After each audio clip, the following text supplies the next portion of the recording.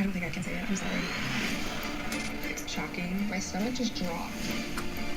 He just really didn't think I had it in me to do something. So I did. Betrayal, A Father's Secret, the all-new season on Hulu. More Americans choose ABC News, America's #1 news source. Here's to Good Mornings America. Mornings that inspire, filled with hope, kindness, joyous surprises, and so much fun. Start your day with Good Morning America's Ray of Sunshine, highlighting the best of America. Get ready to smile and put the good into your morning, America. You know what will make the morning better? A little ray of sunshine. Reporting from the 2024 Democratic National Convention in Chicago, I'm Kira Phillips. Wherever the story is, we'll take you there. You're streaming ABC News Live.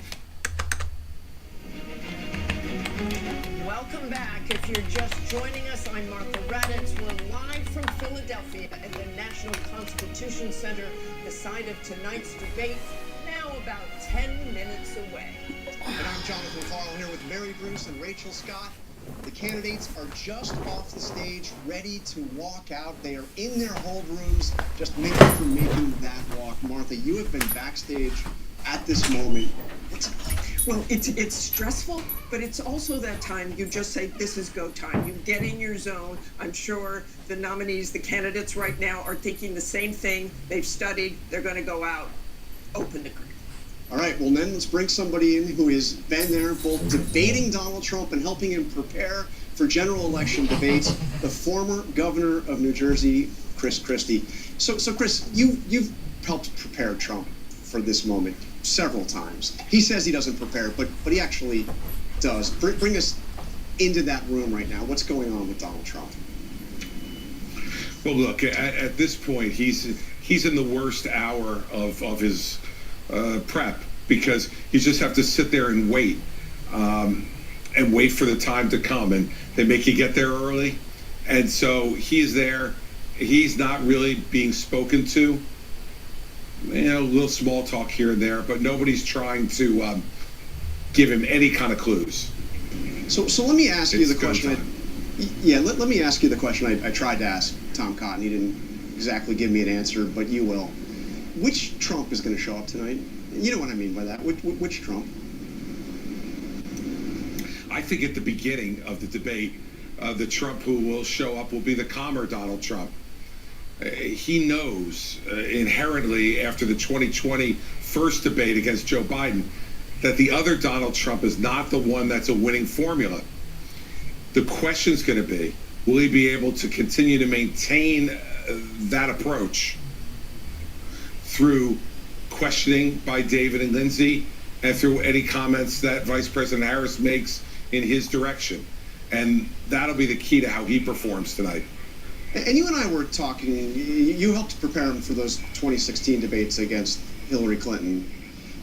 He told you that he had respect for Hillary Clinton, that Hillary Clinton was smart as you were preparing. What about Kamala Harris? We hear not the same. Well, certainly he's not saying that publicly in any way. And I can tell you that in 2016, he would regularly say during the many debate prep sessions that we had with him that Hillary Clinton was smart, that she was a good debater, that she was not to be taken lightly. And I don't think there was ever a moment in 2016 where he took her lightly. I do think he took Joe Biden lightly in 2020. And clearly during the prep sessions that I had with him, it was very, very difficult to get him to focus on what Joe Biden might or might not do in that first debate. And I think his performance in part reflected that. So the question's going to be, is what he's saying publicly what he really believes? We know that often with Donald Trump, that's performance. But I will tell you that in his 2016 prep, he was serious about getting ready for Hillary Clinton. In his 2020 debate prep, he was completely unserious about getting ready for Joe Biden. I think performances in both those debates reflected that approach. All right, Chris Christie, you'll be watching with us. Martha? And we have about 6 minutes left before the debate, so let's bring in Donna Brazil, formerly of the DNC, and Reince Priebus, the RNC. Welcome to both of you. And Donna, let's start with you. You have said that Kamala Harris has to own the future, but she also has to own the past. So how does she do this? It's quite easy Because I do believe that in talking about the future, you draw from your past. You draw from your past experiences. She draws from how she was raised, the values that was instilled in her as a young lady. Look, she is steady on her feet, still in her resolve, and tonight she should talk to the American people, sit in their living rooms, go to their kitchen table, and say, look, I have some ideas that I want to share with you. There's so much that we have done together over the last 4 years, but here's what I think we can do together over the next 4 years. Be positive in her approach and really remind the American people that we don't want to go back to the chaos and the confusion, the disaster that made, of course, the American people go out in droves in 2020 to fire the former president. Say, I want to be a president that lead all Americans. I want to keep us strong and secure, and here's the plan that I want to share with you tonight.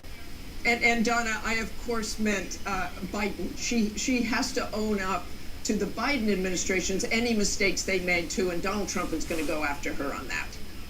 You know, Martha, they made mistakes. Donald Trump and Mr. Pence made mistakes. But you know what? If we focus on our mistakes, we won't focus on all of the good things that we could do together as Americans. I do believe there's something to say about people who are now able to work. The people who can buy their insulin without paying over $1,000, $35. There's so much good that she can talk about from the visits that she's made to small towns across this country, large cities across the country. Bring us together. The American people want to be led into the future, not dragged back to another era.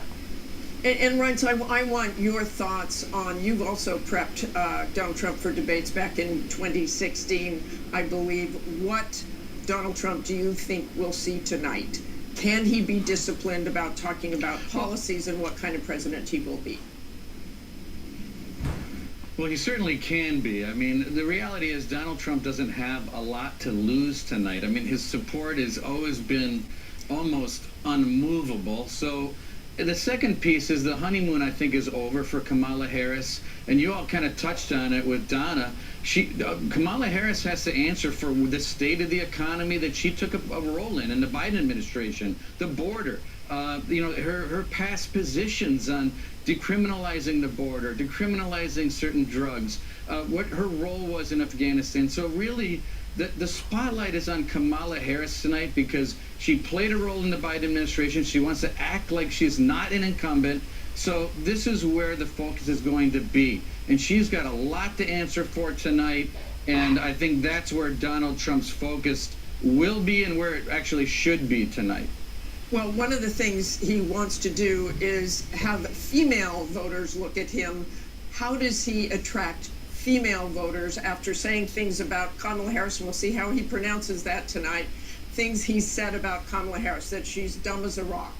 That's not really going to attract female voters, is it? Yeah, no, it won't. But I also think that just like he did in the first debate against Joe Biden, I think the formula here is to constantly tie Kamala Harris to the Biden administration, which is where Trump is winning against her on the economy, inflation, and all these other problems that we're having.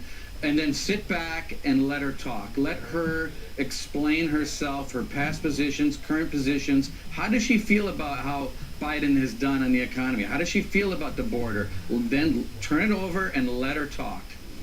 Okay, thanks so much for joining us tonight, Donna and Reince. We're all staying tuned. Can't wait. And I have to say, as we are just a couple of less than 2 minutes away, this is such an extraordinary moment, and especially, Rachel, when you consider that these two people that have been the center of our lives for the last 2 months have never met each other. Have never even met each other. And Harris said, if you got something to say it to my face. The question tonight, does Donald Trump actually go there? He's questioned her racial identity. He's questioned her intelligence as well. Or does he stick to the issues? Look, this is the largest audience they're likely going to have in this race. It will be interesting to see if Harris can make clear the stark choice before voters. And where does she decide to land her punches? She can punch hard. Can she do that while rising above the needling coming her way? But first and foremost, are we going to see a handshake when the two of them meet for the first time? We didn't back in 2016 when I did that debate. We'll stand by to see that tonight. But the first time, side to side, together. And I have my doubts that we're going to see that handshake, but what we are going to see is a spirited debate and perhaps the most consequential general election debate we have ever seen, because almost certainly going to be the last one. So with the stakes so high, the presidential debate just moments away, we have the entire news division keeping an eye on everything We are going to be fact-checking on our live blog. It's all going to be happening right here. The debate now just 10 seconds away, and we will be back with our post-game show as soon as it's over. We are going to toss it right now to David Muir and Lindsay Davis. Tonight, the high-stakes showdown here in Philadelphia between Vice President Kamala Harris and former President Donald Trump. Their first face-to-face meeting in this presidential election, their first face-to-face meeting ever. A historic race for president upended just weeks ago. President Biden withdrawing after his last debate. Donald Trump now up against a new opponent. The candidates separated by the smallest of margins, essentially tied in the polls nationally and in the key battlegrounds, including right here in Pennsylvania, all still very much in play. The ABC News presidential debate starts right now. This is an ABC News special. The most consequential moment of this campaign, Kamala Harris. Together, we will charge a new way forward. Donald Trump. We will soon be a great nation again. Face to face, historic. The ABC News presidential debate. Here now, David Muir and Lindsay Davis. Good evening, I'm David Muir, and thank you for joining us for tonight's ABC News presidential debate. We want to welcome viewers watching on ABC and around the world tonight. Vice President Kamala Harris and President Donald Trump are just moments away from taking the stage in this unprecedented race for president. And I'm Lindsay Davis. Tonight's meeting could be the most consequential event of their campaigns, with Election Day now less than 2 months away. For Vice President Kamala Harris, this is her first debate since President Biden withdrew from the race on July 21st. Of course, that decision followed his debate against President Donald Trump in June. Since then, this race has taken on an entirely new dynamic. And that brings us to the rules of tonight's debate. 90 minutes with 2 commercial breaks. No topics or questions have been shared with the campaigns. The candidates will have 2 minutes to answer questions, and this is the clock. That's what they'll be seeing. 2 minutes for rebuttals and 1 minute for follow-ups, clarifications, or responses.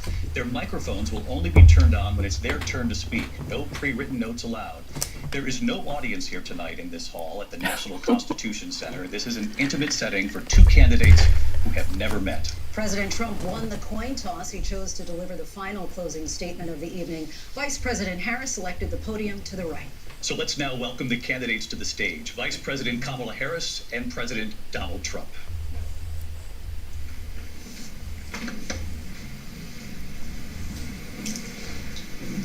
Kamala Harris.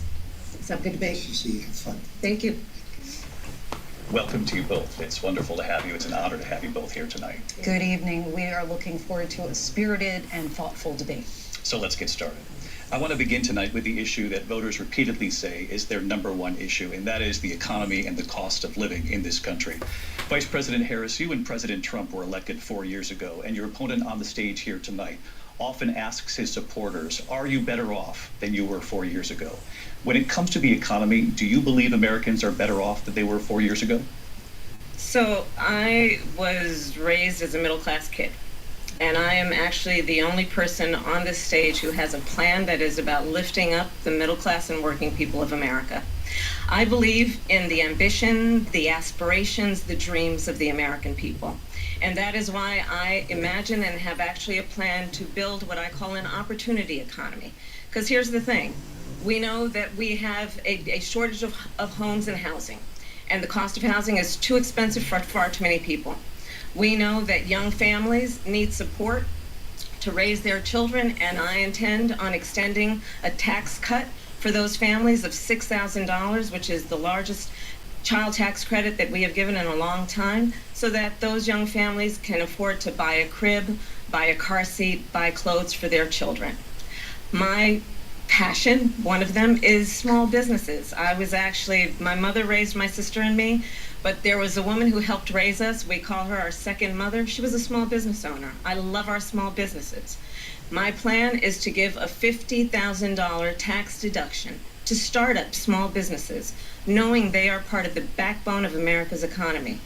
My opponent, on the other hand, his plan is to do what he has done before, which is to provide a tax cut for billionaires and big corporations, which will result in $5 trillion to America's deficit. My opponent has a plan that I call the Trump's sales tax, which would be a 20% tax on everyday goods that you rely on to get through the month. Economists have said that Trump sales tax would actually result for middle-class families in about $4,000 more a year because of his policies and his ideas about what should be the backs of middle-class people paying for tax cuts for billionaires. President Trump, I'll give you 2 minutes. First of all, I have no sales tax. That's an incorrect statement. She knows that. We're doing tariffs on other countries. Other countries are going to finally, after 75 years, pay us back for all that we've done for the world.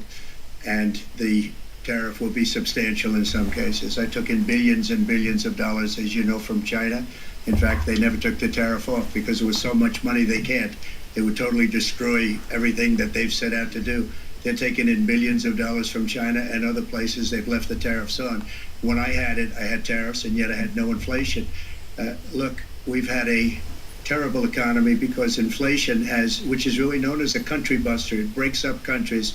We have inflation like very few people have ever seen before, probably the worst in our nation's history. We were at 21%, but that's being generous because many things are 50, 60, 70, and 80% higher than they were just a few years ago. This has been a disaster for people, for the middle class, but for every class. On top of that, we have millions of people pouring into our country from prisons and jails, from mental institutions and insane asylums, and they're coming in and they're taking jobs that are occupied right now by African Americans and Hispanics, and also unions. Unions are going to be affected very soon. And you see what's happening. You see what's happening with towns throughout the United States. You look at Springfield, Ohio. You look at Aurora in Colorado. They are taking over the towns. They're taking over buildings. They're going in violently. These are the people that Xi and Biden led into our country, and they're destroying our country. They're dangerous. They're at the highest level of criminality, and we have to get them out. We have to get them out fast. I created one of the greatest economies in the history of our country. I'll do it again and even better. We are going to get to immigration and border security during this debate, but I would like to let Vice President Harris respond on the economy here. Well, I would love to. Let's talk about what Donald Trump left us. Donald Trump left us the worst unemployment since the Great Depression. Donald Trump left us the worst public health epidemic in a century. Donald Trump left us the worst attack on our democracy since the Civil War. And what we have done is clean up Donald Trump's mess. What we have done and what I intend to do is build on what we know are the aspirations and the hopes of the American people. But I'm going to tell you all, on this debate tonight, you're going to hear from the same old tired playbook, a bunch of lies, grievances, and name-calling. What you're going to hear tonight is a detailed and dangerous plan called Project 2025 that the former president intends on implementing if he were elected again.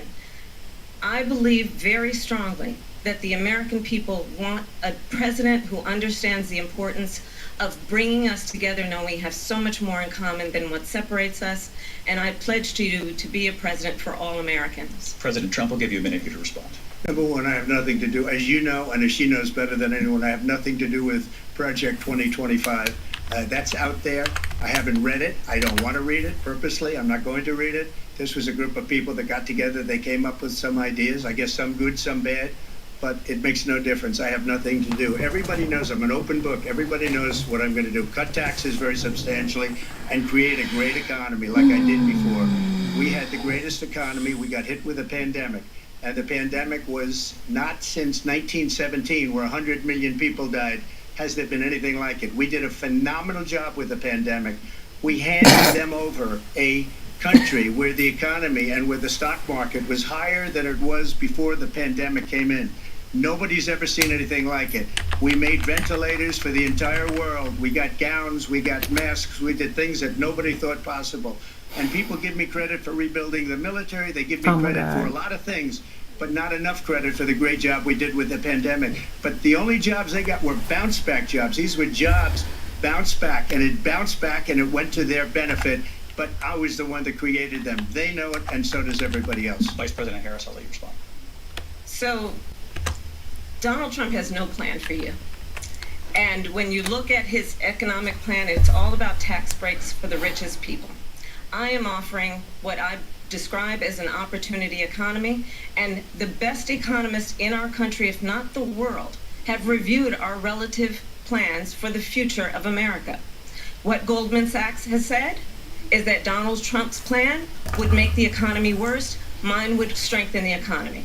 What the Wharton School has said is Donald Trump's plan would actually explode the deficit. Yep. 16 Nobel laureates have described his economic plan as something that would increase inflation and by the middle of next year would invite a recession. Yep. You just have to look at where we are and where we stand on the issues. And I'd invite you to know that Donald Trump actually has no plan for you because he is more interested in defending himself than he is in looking out for you. It's just a soundbite. We'll give her that to say.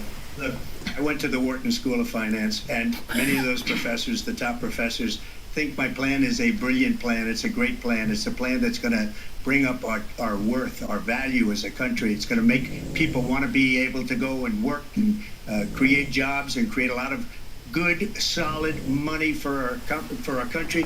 And just to finish off, she doesn't have a plan. She copied Biden's plan, and it's like 4 sentences, like run, spot, run.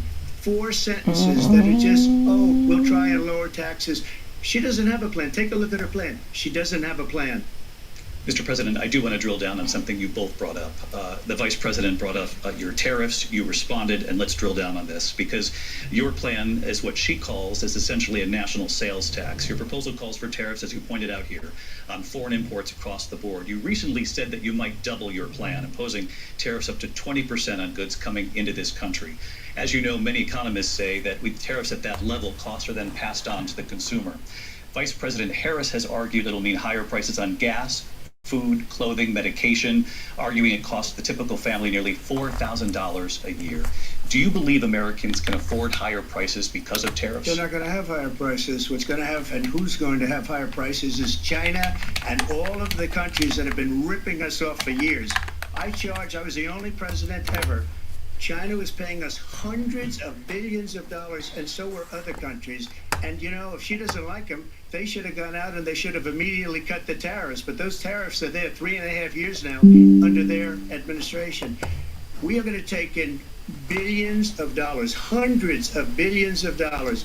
I had no inflation, virtually no inflation. They had the highest inflation perhaps in the history of our country, because I've never seen a worse period of time. People can't go out and buy cereal or bacon or eggs or anything else. The people of our country are absolutely dying with what they've done. They've destroyed the economy. And all you have to do is look at a poll. The polls say 80 and 85 and even 90% that the Trump economy was great, that their economy was terrible. Vice President Harris, I do want to ask for your response, and you heard what the president said there, because the Biden administration did keep a number of the Trump tariffs in place. So how do you respond? Well, let's be clear that the Trump administration resulted in a trade deficit, one of the highest we've ever seen in the history of America. He invited trade wars. You want to talk about his deal with China? What he ended up doing is, under Donald Trump's presidency, he ended up selling American chips to China to help them improve and modernize their military, basically sold us out, when a policy about China should be in making sure the United States of America wins the competition for the 21st century, which means focusing on the details of what that requires, focusing on relationships with our allies, focusing on investing in American-based technology so that we win the race on AI, on quantum computing, focusing on what we need to do to support America's workforce so that we don't end up having, on the short end of the stick, in terms of workers' rights. But what Donald Trump did, let's talk about this, with COVID, is he actually thanked President Xi for what he did during COVID. Look at his tweet. Thank you, President Xi, exclamation point, when we know that Xi was responsible for lacking and not giving us transparency about the origins of COVID. President Trump, I'll let you respond. First of all, they bought their chips from Taiwan. We hardly make chips anymore because of philosophies like they have and policies like they have. I don't say her because she has no policy. Everything that she believed 3 years ago and 4 years ago is out the window. She's going to my philosophy now. In fact, I was going to send her a MAGA hat. She's gone to my philosophy. But if she ever got elected, she'd change it. And it will be the end of our country. She's a Marxist. Everybody knows she's a Marxist. Her father's a Marxist professor in economics, and he taught her well. But when you look at what she's done to our country, and when you look at these millions and millions of people that are pouring into our country monthly, where it's, I believe, 21 million people, not the 15 that people say, and I think it's a lot higher than the 21. That's bigger than New York State pouring in. And just look at what they're doing to our country. They're criminals. Many of these people coming in are criminals. And that's bad for our economy, too. You know, you mentioned before, we'll talk about immigration later. Well, bad immigration is the worst thing that can happen to our economy. They have, and she has, destroyed our country with policy that's insane. Almost policy that you'd say they have to hate our country. President Trump. Thanks. Lindsay. I want to turn to the issue of abortion. President Trump, you often touted that you were able to kill Roe v. Wade. Last year, you said that you were proud to be the most pro-life president in American history. Then last month, you said that your administration would be great for women and their reproductive rights. In your home state of Florida, you surprised many with regard to your 6-week abortion ban because you initially had said that it was too short. And you said, quote, I'm going to be voting that we need more than 6 weeks. But then the very next day, you reversed course and said you would vote to support the 6-week ban. Vice President Harris says that women shouldn't trust you on the issue of abortion because you've changed your position so many times. Therefore, why should they trust you? Well, the reason I'm doing that vote is because the plan is, as you know, the vote is, they have abortion in the 9th month. They even have, and you can look at the governor of West Virginia, the previous governor of West Virginia, not the current governor, who's doing an excellent job, but the governor before, he said the baby will be born and we will decide what to do with the baby. In other words, we'll execute the baby. And that's why I did that, because that predominates, because they're radical. The Democrats are radical in that. And her vice presidential pick, which I think was a horrible pick, by the way, for our country, because he is really out of it. But her vice presidential pick says abortion in the 9th month is absolutely fine. He also says execution after birth. It's an execution, no longer abortion, because the baby is born, is okay. And that's not okay with me, hence the vote. But what I did is something for 52 years they've been trying to get Roe v. Wade into the states.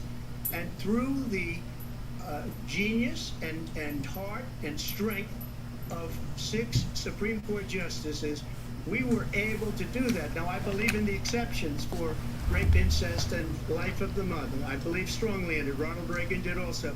85% of Republicans do. Exceptions. Very important.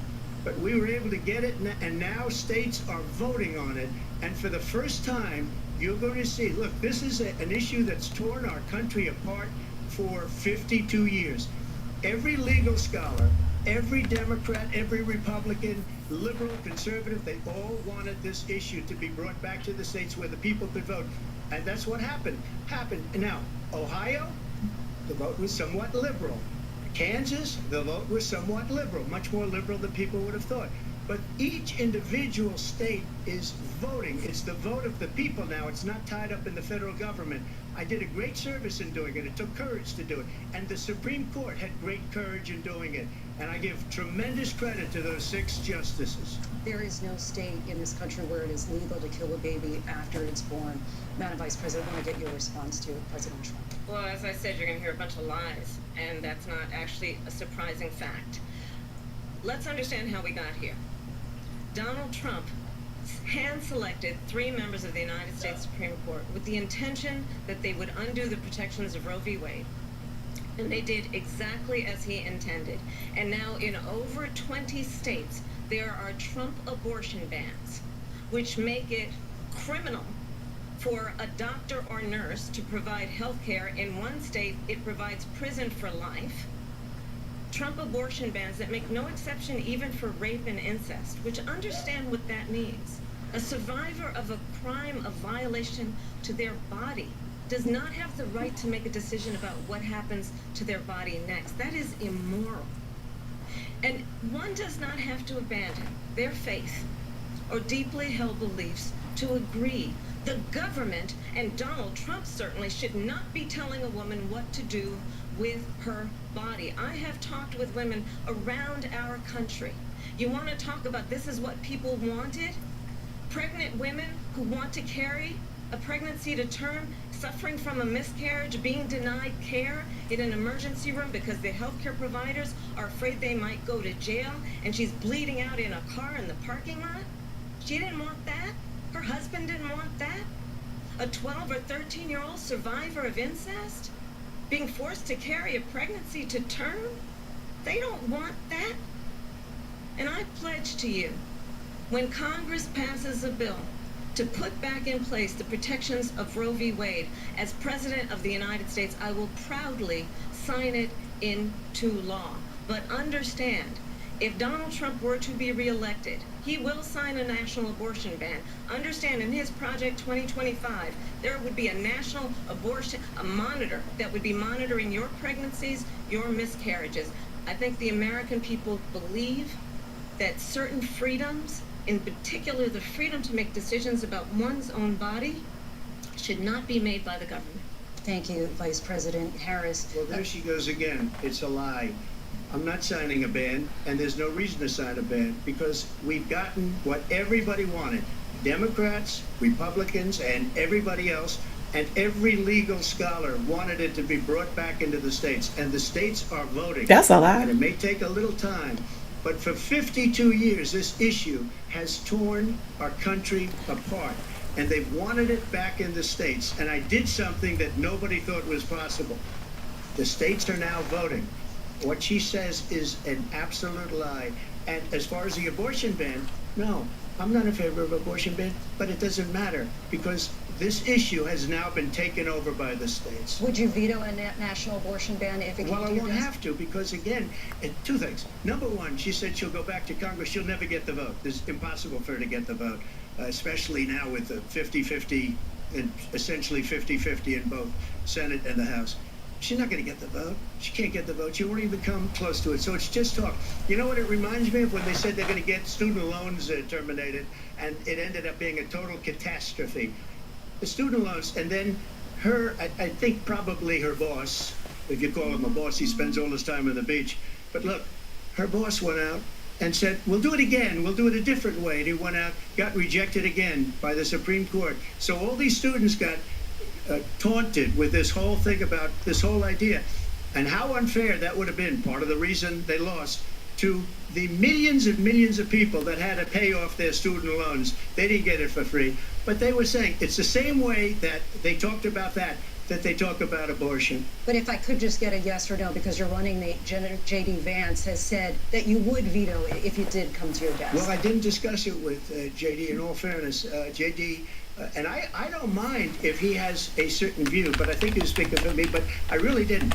Look, we don't have to discuss it, because she'd never be able to get it, just like she couldn't get student loans. They couldn't get student loans. They didn't even come close to getting student loans. They taunted young people and a lot of other people that had loans. They can never get this approved. So it doesn't matter what she says about going to Congress. So wonderful. Let's go to Congress, do it. But the fact is that for years they wanted to get it out of Congress and out of the federal government, and we did something that everybody said couldn't be done. And now you have a vote of the people on abortion. Vice President Harris, I want to give you your time to respond, but I do want to ask, would you support any restrictions on a woman's right to an abortion? I absolutely support reinstating the protections of Roe v. Wade, and as you rightly mentioned, nowhere in America is a woman carrying a pregnancy to term and asking for an abortion. That is not happening. It's insulting to the women of America. And understand what has been happening under Donald Trump's abortion bans. Couples who pray and dream of having a family are being denied IVF treatments. What is happening in our country?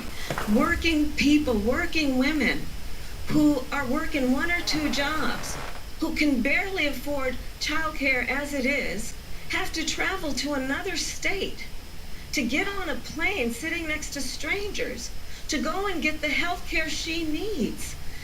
barely can afford to do it, and what you are putting her through is unconscionable. And the people of America have not, the majority of Americans believe in a woman's right to make decisions about her own body, and that is why in every state where this issue has been on the ballot, in red and blue states both, the people of America have voted for freedom.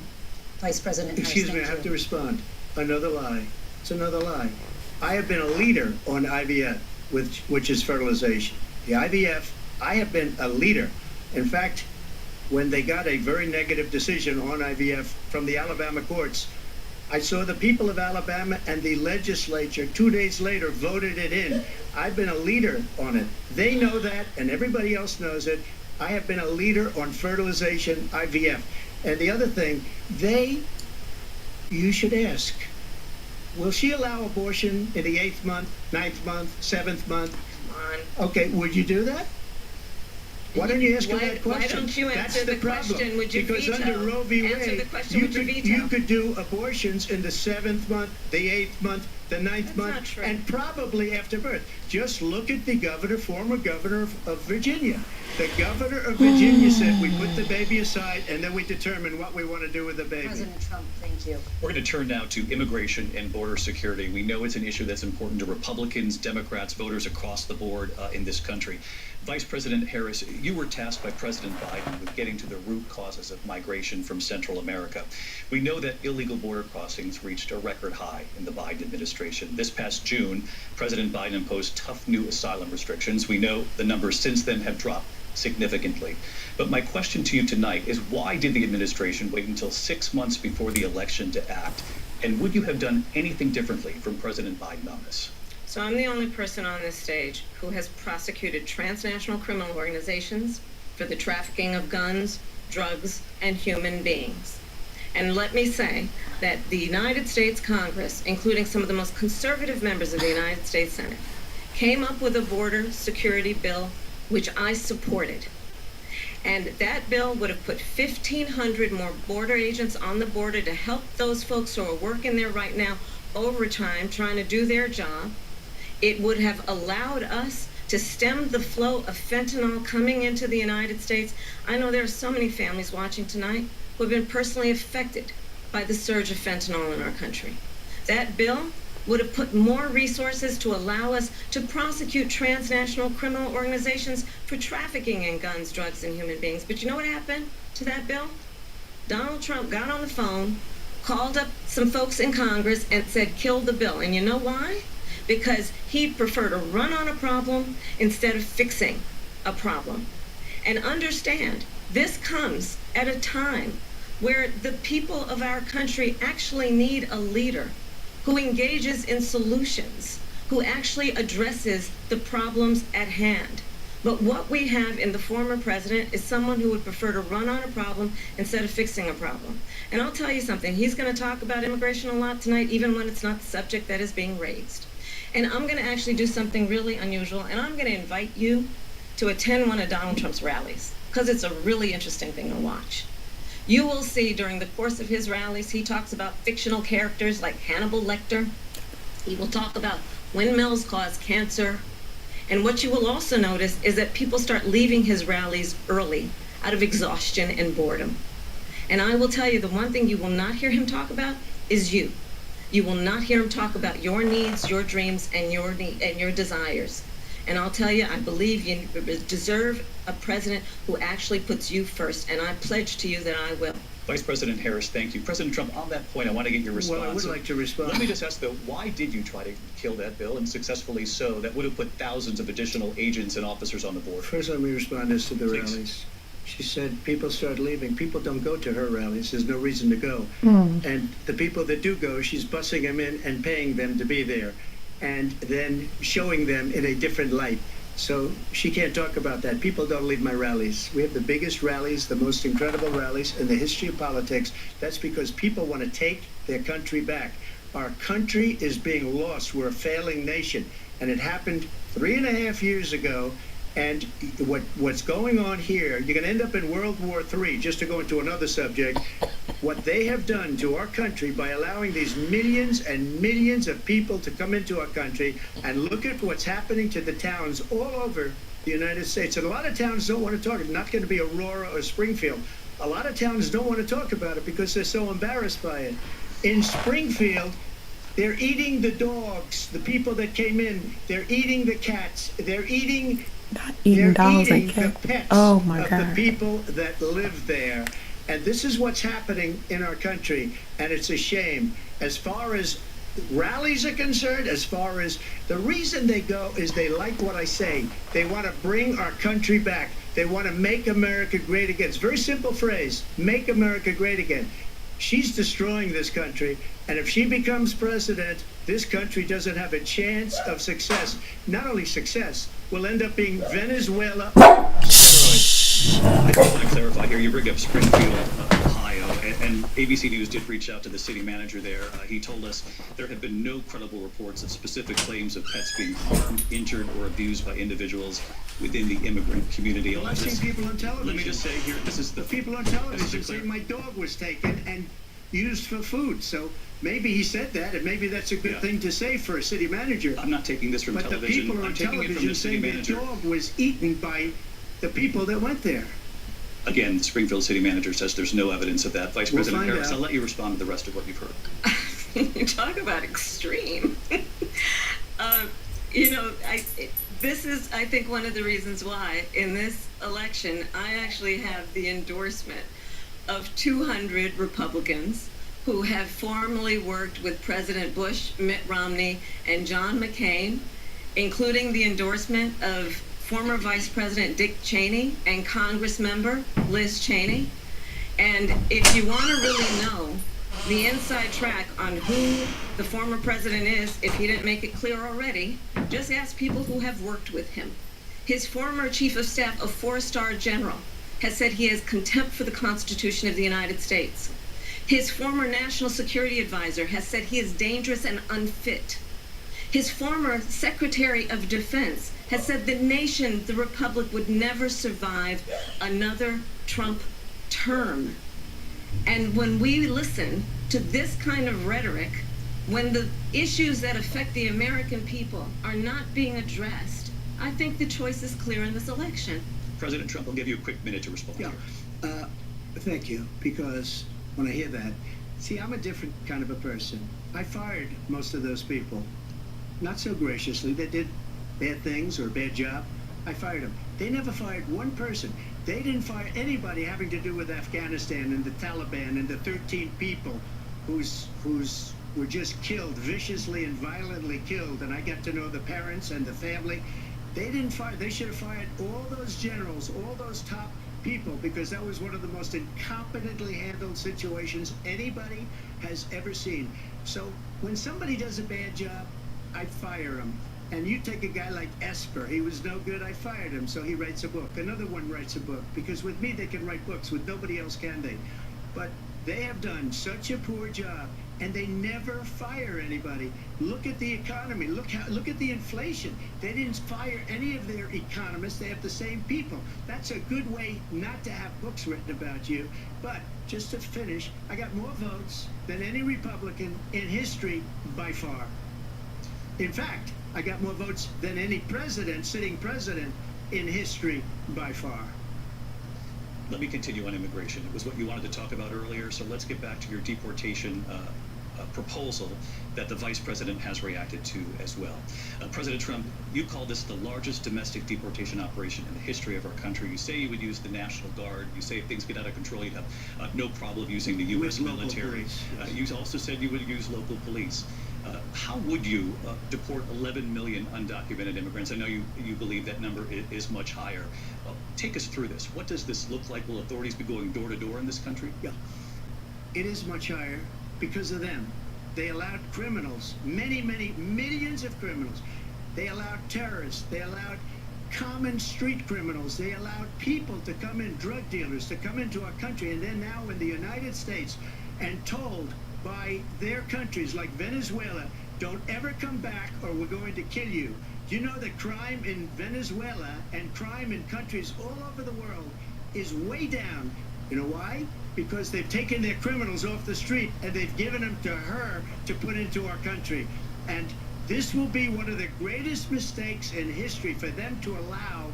And I think they probably did it because they think they're going to get votes, but it's not worth it because they're destroying the fabric of our country by what they've done. There's never been anything done like this at all. They've destroyed the fabric of our country. Millions of people let in, and all over the world, crime is down all over the world except here. Crime here is up and through the roof. Despite their fraudulent statements that they made, crime in this country is through the roof. And we have a new form of crime. It's called migrant crime. And it's happening at levels that nobody thought possible. President Trump, as you know, the FBI says overall violent crime is actually coming down in this country. But Excuse me, the FBI they were defrauding statements. They didn't include the worst cities. They didn't include the cities with the worst crime. It was a fraud. Just like their number of 818,000 jobs that they said they created turned out to be a fraud. President Trump, thank you. I'll let you respond, Vice President. Well, I think this is so rich, coming from someone who has been prosecuted for national security crimes, economic crimes, election interference, has been found liable for sexual assault, and his next big court appearance is in November at his own criminal sentencing. And let's be clear where each person stands on the issue of what is important about respect for the rule of law and respect for law enforcement. The former vice president called for defunding federal law enforcement, 45,000 agents, get this, on the day after he was arraigned on 34 felony counts. So let's talk about what is important in this race. It is important that we move forward, that we turn the page on this same old tired rhetoric and address the needs of the American people, address what we need to do about the housing shortage, which I have a plan for, address what we must do to support our small businesses, address bringing down the price of groceries. But frankly, the American people are exhausted with this same old tired playbook. Vice President Harris, thank you. Excuse me. Every one of those cases was started by them against their political opponent. And I'm winning most of them, and I will win the rest on appeal. And you saw that with the decision that came down just recently from the Supreme Court. I'm winning most of them. But those are cases, it's called weaponization. Never happened in this country. They weaponized the Justice Department. Every one of those cases was involved with the DOJ, from Atlanta and Fani Willis to the Attorney General of New York and the DA in New York. Every one of those cases. And then they say, oh, he's a criminal. They're the ones that made them go after me. By the way, Joe Biden was found essentially guilty on the documents case. And what happened in my documents case? They said, oh, that's the toughest of them all. A complete and total victory. 2 months ago, it was thrown out. It's weaponization, and they used it, and it's never happened in this country. They used it to try and win an election. They're fake cases. President Trump, thank you. A really quick response here, Vice President Harris, on this notion of weaponization of the Justice Department. Well, let's talk about extreme and understand the context in which this election in 2024 is taking place. The United States Supreme Court recently ruled that the former president would essentially be immune from any misconduct if he were to enter the White House again. Understand, this is someone who has openly said he would terminate, I'm quoting, terminate the Constitution of the United States, that he would weaponize the Department of Justice against his political enemies. Someone who has openly expressed disdain for members of our military. Understand what it would mean if Donald Trump were back in the White House with no guardrails, because certainly we know now the court won't stop him. We know J.D. Vance is not going to stop him. It's up to the American people Vice to President stop Harris, him. thank you. Lindsay? Vice President Harris, in your last run for president. This is the one that weaponized, not me. She weaponized. I probably took a bullet to the head because of the things that they say about me. They talk about democracy. I'm a threat to democracy. They're the threat to democracy with a President fake Russia investigation We do have a lot to that get- went nowhere. We have a lot to get to. Lindsay? Vice President Harris, in your last run for president, you said you wanted to ban fracking. Now you don't. You wanted mandatory government buyback programs for assault weapons. Now your campaign says you don't. You supported decriminalizing border crossings. Now you're taking a harder line. I know you say that your values have not changed. So then why have so many of your policy positions changed? So my values have not changed, and I'm going to discuss every one of at least every point that you've made. But in particular, let's talk about fracking because we're here in Pennsylvania. I made that very clear in 2020. I will not ban fracking.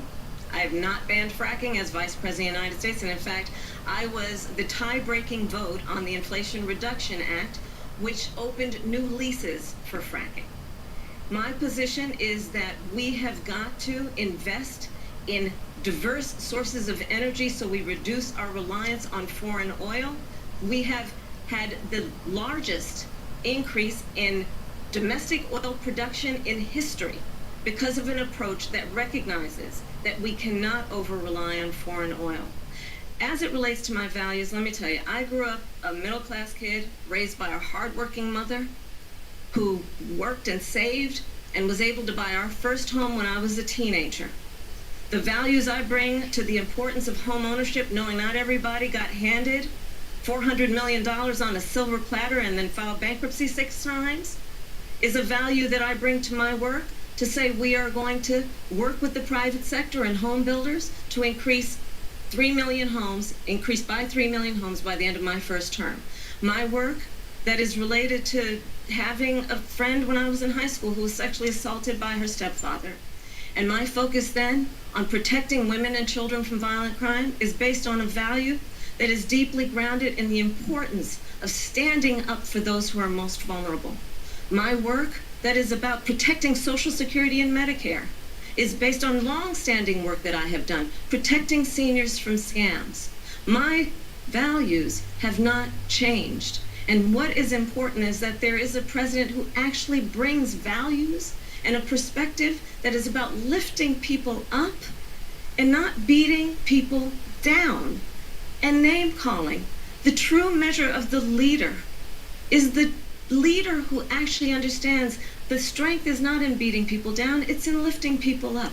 I intend to be that president. President Trump, your Well, first of response? all, I wasn't given $400 million. I wish I was. My father was a Brooklyn builder, Brooklyn, Queens, and a great father, and I learned a lot from him. But I was given a fraction of that, a tiny fraction, and I built it into many, many billions of dollars, many, many billions. And when people see it, they are even surprised. So we don't have to talk about that. Fracking, she's been against it for 12 years. Defund the police, she's been against that forever. She gave all that stuff up very wrongly, very horribly, and everybody's laughing at it, okay? They're all laughing at it. She gave up at least 12 and probably 14 or 15 different policies. Like, she was big on defund the police. In Minnesota, she went out, wait a minute, I'm talking now, if you don't mind, please. Does that sound familiar? She went out in Minnesota and wanted to let criminals that killed people, that burned down Minneapolis, she went out and raised money to get them out of jail. She did things that nobody would ever think of. Now she wants to do transgender operations on illegal aliens that are in prison. This is a radical left liberal that would do this. She wants to confiscate your guns, and she will never allow fracking in Pennsylvania. If she won the election, fracking in Pennsylvania will end on day one. Just to finish one thing, so important in my opinion. So I got the oil business going like nobody has ever done before.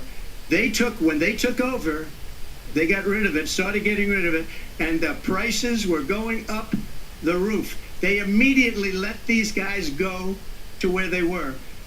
I would have been 5 times, 4 times, 5 times higher, because you're talking about 3.5 years ago.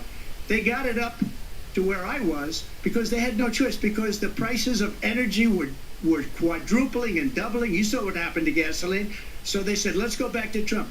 But if she won the election, the day after that election, they'll go back to destroying our country, and oil will be dead, fossil fuel will be dead, we'll go back to windmills, and we'll go back to solar, where they need a whole desert to get some energy to come out. You ever see a solar plant? By the way, I'm a big fan of solar. but they take 400, 500 acres of desert President soil. Trump, we have a These lot are of not good issues things that for we the have to get environment, to. as she We're out of time. understands. Thank you. Lindsay, thank you. We have an election in just 56 days. And I want to talk about the peaceful transfer of power, which, of course, we all know is a cornerstone of our democracy, and the role of a president in a moment of crisis. Mr. President, on January 6th, you told your supporters to march to the Capitol. You said you would be right there with them. The country and the world saw what played out at the Capitol that day, the officers coming under attack. Aides in the West Wing say you watched it unfold on television off the Oval Office. You did send out tweets, but it was more than 2 hours before you sent out that video message telling your supporters to go home. Is there anything you regret about what you did on that day? You just said a thing that isn't covered. Peacefully and patriotically, I said during my speech, not later on. Peacefully and patriotically. And nobody on the other side was killed. Ashley Babbitt was shot by an out-of-control police officer that should have never, ever shot her. It's a disgrace. But we didn't do this group of people that have been treated so badly. I ask, what about all the people that are pouring into our country and killing people that she allowed to pour in? She was the border czar, remember that. She was the border czar. She doesn't want to be called the border czar because she's embarrassed by the border. In fact, she said at the beginning, well, I'm surprised you're not talking about the border yet. That's because she knows what a bad job they've done.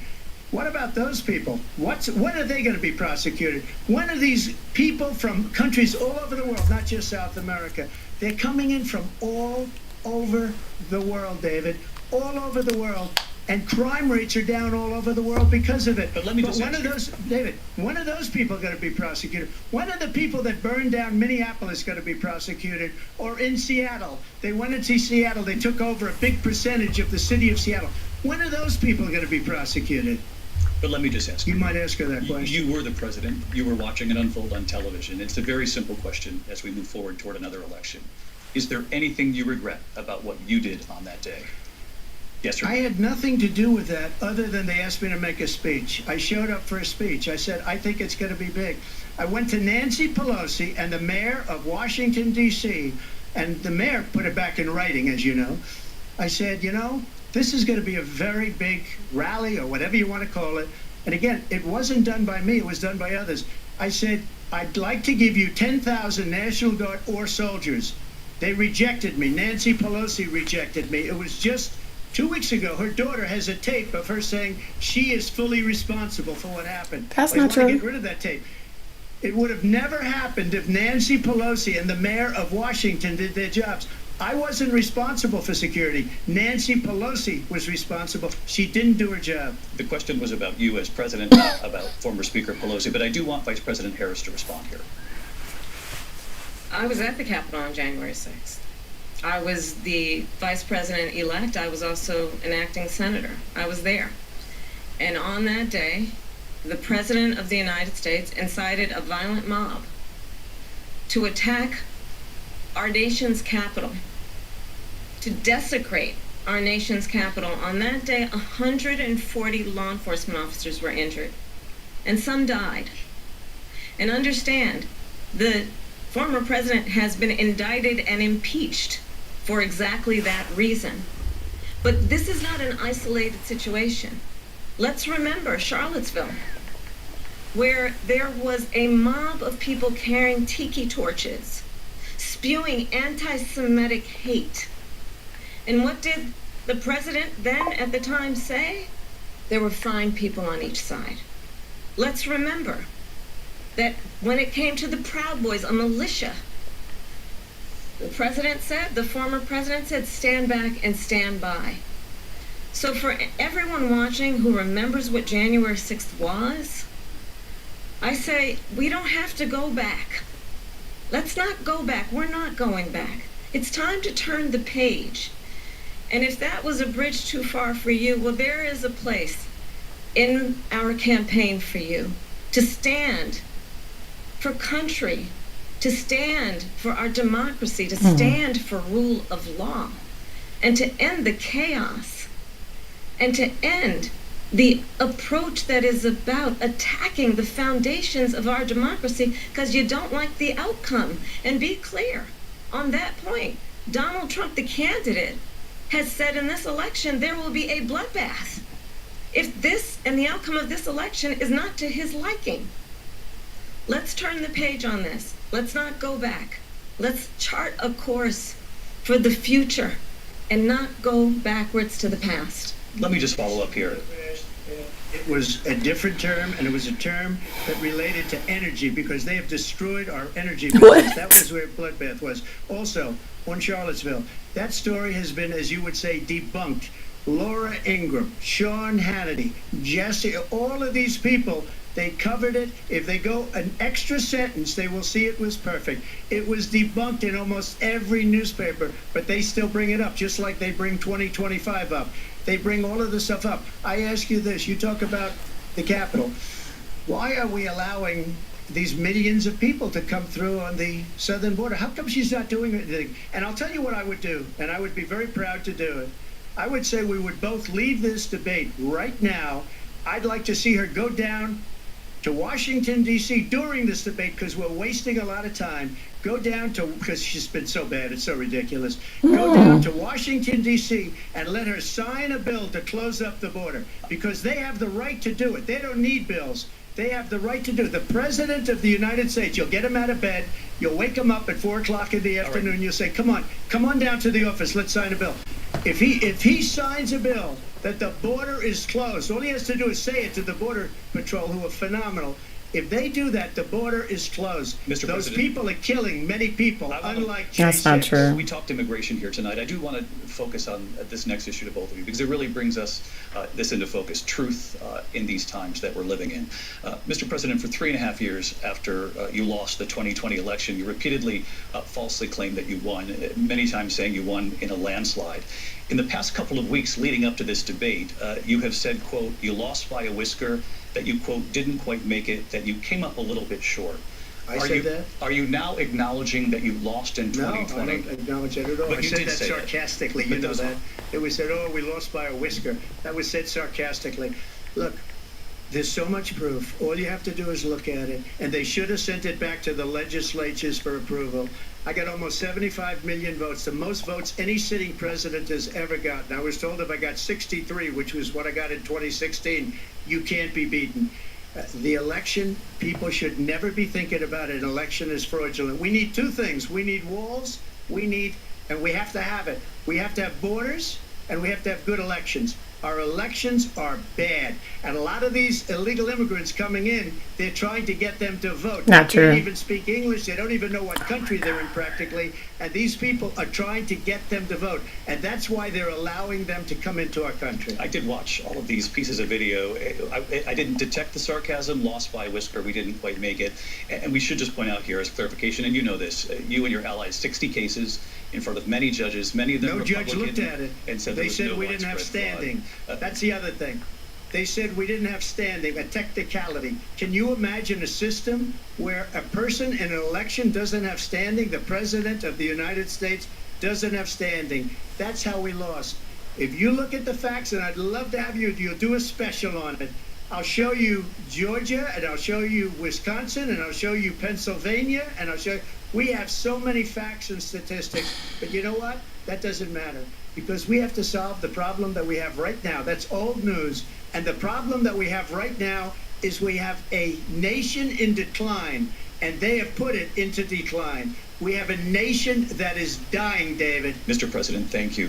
Vice President Harris, you heard the president there tonight. He said he didn't say that he lost by a whisker. So he still believes he did not lose the election. That was won by President Biden and yourself.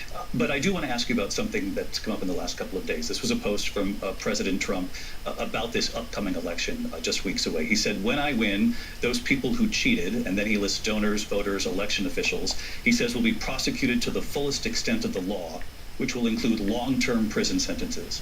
One of your campaign's top lawyers responded saying, we won't let Donald Trump intimidate us. We won't let him suppress the vote. Is that what you believe he's trying to do here? Donald Trump was fired by 81 million people. So let's be clear about that. And clearly he is having a very difficult time processing that.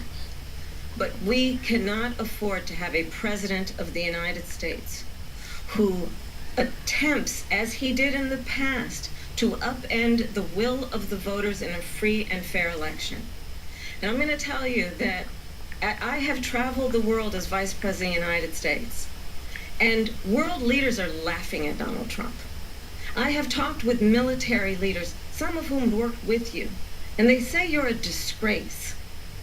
And when you then talk in this way in a presidential debate and deny what over and over again are court cases you have lost because you did in fact lose that election, it leads one to believe that perhaps we do not have in the candidate to my right the temperament or the ability to not be confused about fact. That's deeply troubling, and the American people deserve better. I'll give you 1 minute to respond, Mr. President. Let me just say about world leaders. Viktor Orban, one of the most respected men, they call him a strong man. He's a tough person, smart. Prime Minister of Hungary. They said, why is the whole world blowing up? 3 years ago it wasn't. Why is it blowing up? He said, because you need Trump back as president. They were afraid of him. China was afraid, and I don't like to use the word afraid, but I'm just quoting him. China was afraid of him. North Korea was afraid of him. Look at what's going on with North Korea, by the way. He said Russia was afraid of him. I ended the Nord Stream 2 pipeline, and Biden put it back on day one, but he ended the XL pipeline. The XL pipeline in our country, he ended that. But he let the Russians build a pipeline going all over Europe and heading into Germany, the biggest pipeline in the world. Look, Viktor Orban said it. He said the most respected, most feared person is Donald Trump. We had no problems when Trump was president. But when this weak, pathetic man that you saw at a debate just a few months ago, that if he weren't in that debate, he'd be running instead of her. She got no votes. He got 14 million votes. What you did, you talk about a threat to democracy. He got 14 million votes, and they threw him out of office. And you know what? I'll give you a little secret. He hates her. He can't stand her. But he got 14 million votes. They threw him out. She got 0 votes. And when she ran, she was the first one to leave because she failed.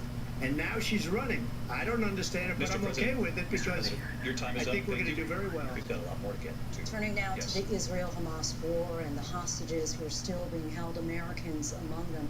Vice President Harris, in December, you said, quote, Israel has a right to defend itself, but you added, quote, it matters how, saying international humanitarian law must be respected. Israel must do more to protect innocent civilians. You said that 9 months ago. Now an estimated 40,000 Palestinians are dead. Nearly 100 hostages remain. Just last week, Prime Minister Benjamin Netanyahu said there's not a deal in the making. President Biden has not been able to break through the stalemate. How would you do it? Well, let's understand how we got here. On October 7, Hamas, a terrorist organization, slaughtered 1,200 Israelis. Many of them young people who were simply attending a concert. Women were horribly raped. And so absolutely, I said then, I say now, Israel has a right to defend itself. We would. And how it does so matters. Because it is also true, far too many innocent Palestinians have been killed. Children, mothers. What we know is that this war must end. It must end immediately, and the way it will end is we need a ceasefire deal and we need the hostages out. And so we will continue to work around the clock on that. Work around the clock, also understanding that we must chart a course for a two-state solution. And in that solution, there must be security for the Israeli people and Israel, and in equal measure for the Palestinians. But the one thing I will assure you always, I will always give Israel the ability to defend itself, in particular as it relates to Iran and any threat that Iran and its proxies pose to Israel. But we must have a two-state solution where we can rebuild Gaza, where the Palestinians have security, self-determination, and the dignity they so rightly deserve. President Trump, how would you negotiate with Netanyahu and also Hamas in order to get the hostages out and prevent the killing of more innocent civilians in Gaza? If I were president, it would have never started. If I were president, Russia would have never ever, I know Putin very well, he would have never, and there was no threat of it either, by the way, for 4 years, have gone into Ukraine and killed millions of people when you add it up. Far worse than people understand what's going on over there. But when she mentions about Israel, all of a sudden, she hates Israel. She wouldn't even meet with Netanyahu when he went to Congress to make a very important speech. She refused to be there because she was at a sorority party of hers. She wanted to go to the sorority party. She hates Israel. If she's president, I believe that Israel will not exist within 2 years from now. And I've been pretty good at predictions, and I hope I'm wrong about that one. She hates Israel. At the same time, in her own way, she hates the Arab population because the whole place is going to get blown up. Arabs, Jewish people, Israel will be gone. It would have never happened. Iran was broke under Donald Trump. Now Iran has $300 billion because they took off all the sanctions that I had. Iran had no money for Hamas or Hezbollah or any of the 28 different spheres of terror. And they are spheres of terror, horrible terror. They had no money. It was a big story, and you know it. You covered it very well, actually. They had no money for terror. They were broke. Now they're a rich nation, and now what they're doing is they're spreading that money around. Look at what's happening with the Houthis and Yemen. Look at what's going on in the Middle East. This would have never happened. I will get that settled and fast, and I'll get the war with Ukraine and Russia ended. If I'm president-elect, I'll get it done before even becoming president. Vice President Harris, he says you hate Israel. That's absolutely not true. I have my entire career and life supported Israel and the Israeli people. He knows that. He's trying to, again, divide and distract from the reality, which is it is very well known that Donald Trump is weak and wrong on national security and foreign policy. It is well known that he admires dictators, wants to be a dictator on day one, according to himself. It is well known that he said of Putin that he can do whatever the hell he wants and go into Ukraine. It is well known that he said when Russia went into Ukraine, it was brilliant. It is well known he exchanged love letters with Kim Jong-un, and it is absolutely well known that these dictators and autocrats are rooting for you to be president again because they're so clear.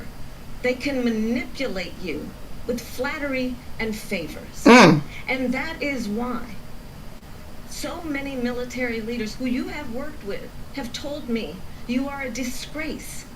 That is why we understand that we have to have a president who is not consistently weak and wrong on Vice national President security, Harris. including the importance of upholding and respecting in highest regard our military. Vice President Harris, thank you. And she's the one that caused it, that's weak on national security by allowing every nation last month for the year, 168 different countries sending people into our country. Their crime rates are way down. Putin endorsed her last week, said, I hope she wins. He meant it. Because what he's gotten away with is absolutely incredible. It wouldn't have happened with me. The leaders of other countries think that they're weak and incompetent, and they are. They're grossly incompetent. And I just ask one question. Why does Biden go in and kill the Keystone Pipeline and approve the single biggest deal that Russia's ever made, Nord Stream 2, the biggest pipeline anywhere in the world going to Germany and all over Europe? Because they're weak and they're ineffective. And Biden, by the way, President gets paid Trump, a lot of money. Thank you. We have a lot of issues to get to. We'll be right back with much more of this historic ABC News presidential debate from the National Constitution Center right here in Philadelphia. Back in a moment. Whoo, child. No. I cannot deal. Presidential debate will continue after this. Y'all, if y'all just not coming in, please hit the like button and sub to the channel if you haven't already. It was a regular day for 19-year-old Melissa Witt. Let me try to put this on. At a bowling church league. This man is getting on my nerves. My gut knew this was not a young girl who just ran. Oh, my nerves. He just drives me crazy. Just the lies. Pools of blood were found by detectives who I just love to have her back. What the next in the world? It is. It's the lies for me. The lies, like Candy would say. Oh God, this man lies so much. I mean, oh Jesus, I cannot take it anymore. Anyway, guys, y'all hit that like button, please. My sister's text me talking about this MF is crazy.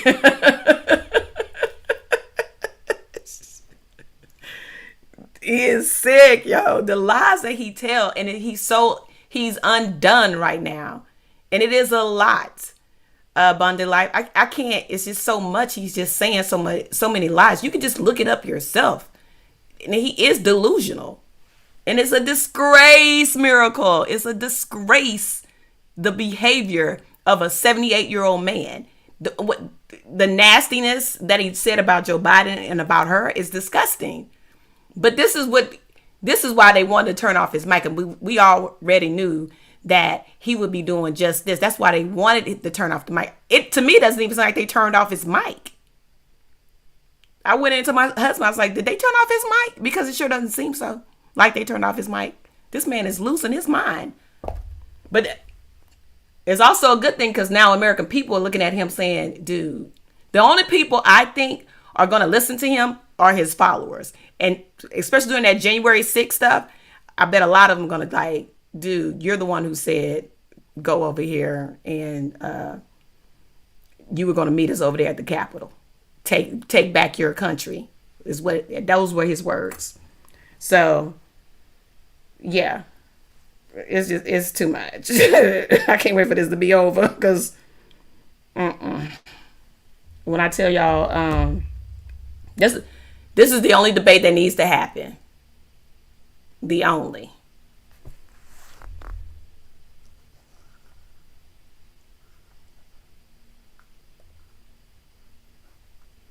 Oops. Let me get that sound back. Hold on.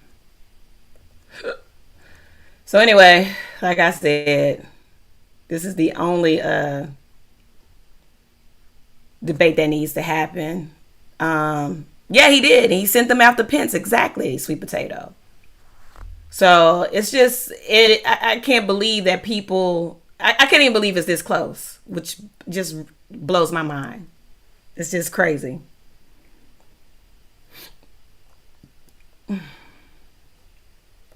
Turn it back up. We print it with 25% off for new customers at vistaprint.com.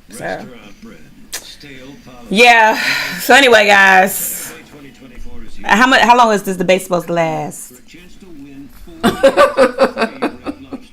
one bite can unite all parties, at least for dinner. I thought Red Lobster was going out of business.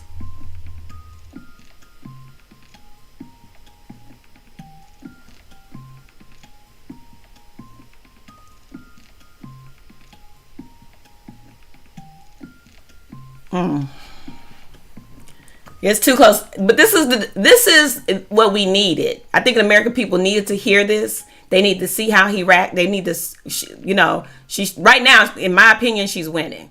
She's winning this debate. So, what does it take to be the most watched newscast in America? Yeah, I think she's winning this debate right now. Not Blue Label. You don't think she's winning Blue Label? I think she's beating that tail. She's eating him up. And she's being calm. She's being cool. She's handling it. She's calling him out on his madness. Hey, is that Marcella? Hey, Marcella. So here we go, child. Let me drink some water. David Muir and Lindsay Davis. Welcome back to this historic ABC News presidential debate tonight. We're going to continue here, and I want to turn to the war in Ukraine. We're now 2.5 years into this conflict. Mr. President, it has been the position of the Biden administration that we must defend Ukraine from Russia, from Vladimir Putin, to defend their sovereignty, their democracy, that it's in America's best interest to do so, arguing that if Putin wins, he may be emboldened to move even further into other countries. You have said you would solve this war in 24 hours. You said so just before the break tonight. How exactly would you do that? And I want to ask you a very simple question tonight. Do you want Ukraine to win this war? I want the war to stop. I want to save lives that are being uselessly, people being killed by the millions. It's the millions. It's so much worse than the numbers that you're getting, which are fake numbers. Look, we're in for 250 billion or more because they don't ask Europe, which is a much bigger beneficiary to getting this thing done than we are. They're in for $150 billion less because Biden and you don't have the courage to ask Europe like I did with NATO. They paid billions and billions, hundreds of billions of dollars when I said, either you pay up or we're not going to protect you anymore. So that's maybe one of the reasons they don't like me as much as they like weak people. But you take a look at what's happening. We're in for 250 to 275 billion. They're into 100 to 150. They should be forced to equalize. With that being said, I want to get the war settled. I know Zelensky very well, and I know Putin very well. I have a good relationship, and they respect your president, okay? They respect me. They don't respect Biden. How would you respect him? Why? For what reason? He hasn't even made a phone call in 2 years to Putin. Hasn't spoken to anybody. They don't even try and get it. That is a war that's dying. He just got out of. I will get it settled before I even become president. If I win, when I'm president-elect, and what I'll do is I'll speak to one, I'll speak to the other, I'll get them together. That war would have never happened. And in fact, when I saw Putin after I left, unfortunately left because our country has gone to hell. But after I left, when I saw him building up soldiers, he did it after I left, I said, oh, he must be negotiating. It must be a good, strong point of negotiation. Well, it wasn't, because Biden had no idea how to talk to him. He had no idea how to stop it. And now you have millions of people dead, and it's only getting worse, and it could lead to World War III. Don't kid yourself, David. We're playing with World War III, and we have a president that we don't even know if he's... Where is our president? We don't even know if he's a president. And just to clarify they here... threw him out of a campaign like a dog. We don't even know. Is he our president? But we have a president, Mr. President, that doesn't know he's alive. Your time is Oh up. my God. Just to clarify the question, do you believe it's in the U.S. best interest for Ukraine to win this war, yes or no? I think it's the U.S. best interest to get this war finished and just get it done. All right, negotiate a deal, because we have to stop all of these human lives from being destroyed. I want to take this to Vice President Harris. I want to get your thoughts on support for Ukraine in this moment, but also as Commander-in-Chief, if elected, how would you deal with Vladimir Putin, and would it be any different from what we're seeing from President Biden? Well, first of all, it's important to remind the former president you're not running against Joe Biden, you're running against me. I believe the reason that Donald Trump says that this war would be over within 24 hours is because he would just give it up. And that's not who we are as Americans. Let's understand what happened here. I actually met with Zelensky a few days before Russia invaded, tried through force to change territorial boundaries, to defy one of the most important international rules and norms, which is the importance of sovereignty and territorial integrity. And I met with President Zelensky. I shared with him American intelligence about how he could defend himself. Days later, I went to NATO's eastern flank, to Poland and Romania. And through the work that I and others did, we brought 50 countries together to support Ukraine in its righteous defense. And because of our support, because of the air defense, the ammunition, the artillery, the javelins, the Abrams tanks that we have provided, Ukraine stands as an independent and free country. If Donald Trump were president, Putin would be sitting in Kyiv right now. Yep. And understand what that would mean, because Putin's agenda is not just about Ukraine. That's right. Understand why the European allies and our NATO allies are so thankful that you are no longer president, and that we understand the importance of the greatest military alliance the world has ever known, which is NATO, and what we have done to preserve the ability of Zelensky and the Ukrainians to fight for their independence. Otherwise, Putin would be sitting in Kyiv with his eyes on the rest of Europe. That's right. Starting with Poland. And why don't you tell the 800,000 Polish Americans right here in Pennsylvania how quickly you would give up for the sake of favor and what you think is a friendship with what is known to be a dictator who would eat you for lunch.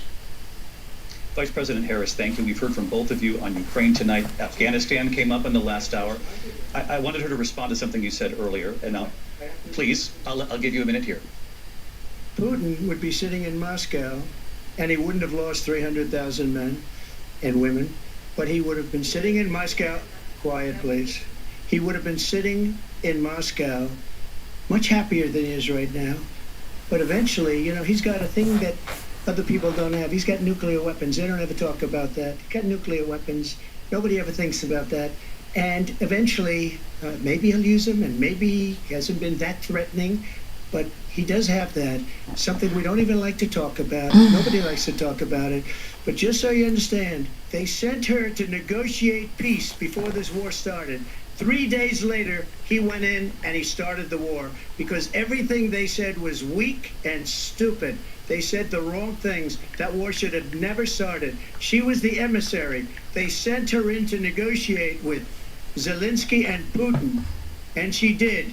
And the war started 3 days later. And that's the kind of talent we have with her. She's worse than Biden. In my opinion, I think he's the worst president in the history of our country. No, you are. She goes down as the worst vice president in the history of our country. But let me tell you something. She is a horrible negotiator. They sent her in to negotiate. As soon as they left, Putin did the invasion. President Trump, thank you. You did bring up something. You said she went to negotiate with Vladimir Putin. Vice President Harris, have you ever met Vladimir Putin? Can you clarify tonight? Yet again, I said it at the beginning of this debate, you're going to hear a bunch of lies coming from this fellow. And that is another one. When I went to meet with President Zelensky, I've now met with him over 5 times. The reality is it has been about standing as America always should, as a leader upholding international rules and norms, as a leader who shows strength, understanding that the alliances we have around the world are dependent on our ability to look out for our friends and not favor our enemies because you adore strong men instead of caring about democracy. Your own country. And that is very much what is at stake here. The President of the United States is commander-in-chief, and the American people have a right to rely on a president who understands the significance of America's role and responsibility in terms of ensuring that there is stability and ensuring we stand up for our principles and not sell them for the benefit of personal flattery. You talked about Ukraine and Vladimir Putin. I do want to talk about Afghanistan. It came up in the first hour of this debate. I want to move on to Afghanistan. Move Trump on. was the most amazing thing I've ever seen. He got these countries, the 28 countries at the time, to pay up. He said, I've never seen. He's the head of NATO. He said, I've never seen. For years, we were paying almost all of NATO. We were being ripped off by European nations, both on trade and on NATO. I got them to pay up by saying one of the statements you made before, if you don't pay, we're not going to protect you. President Otherwise, Trump. we would have never gotten it. He said it was one of the most incredible Turn off his things mic. that he's ever seen done. Thank you. I want to turn to Afghanistan. It came up in the first hour of the debate, and we witnessed a poignant moment today on Capitol Hill, honoring the soldiers who died in the chaotic withdrawal from Afghanistan. I do want to ask the Vice President, do you believe you bear any responsibility in the way that withdrawal played out? Well, I will tell you, I agreed with President Biden's decision to pull out of Afghanistan. 4 presidents said they would, and Joe Biden did.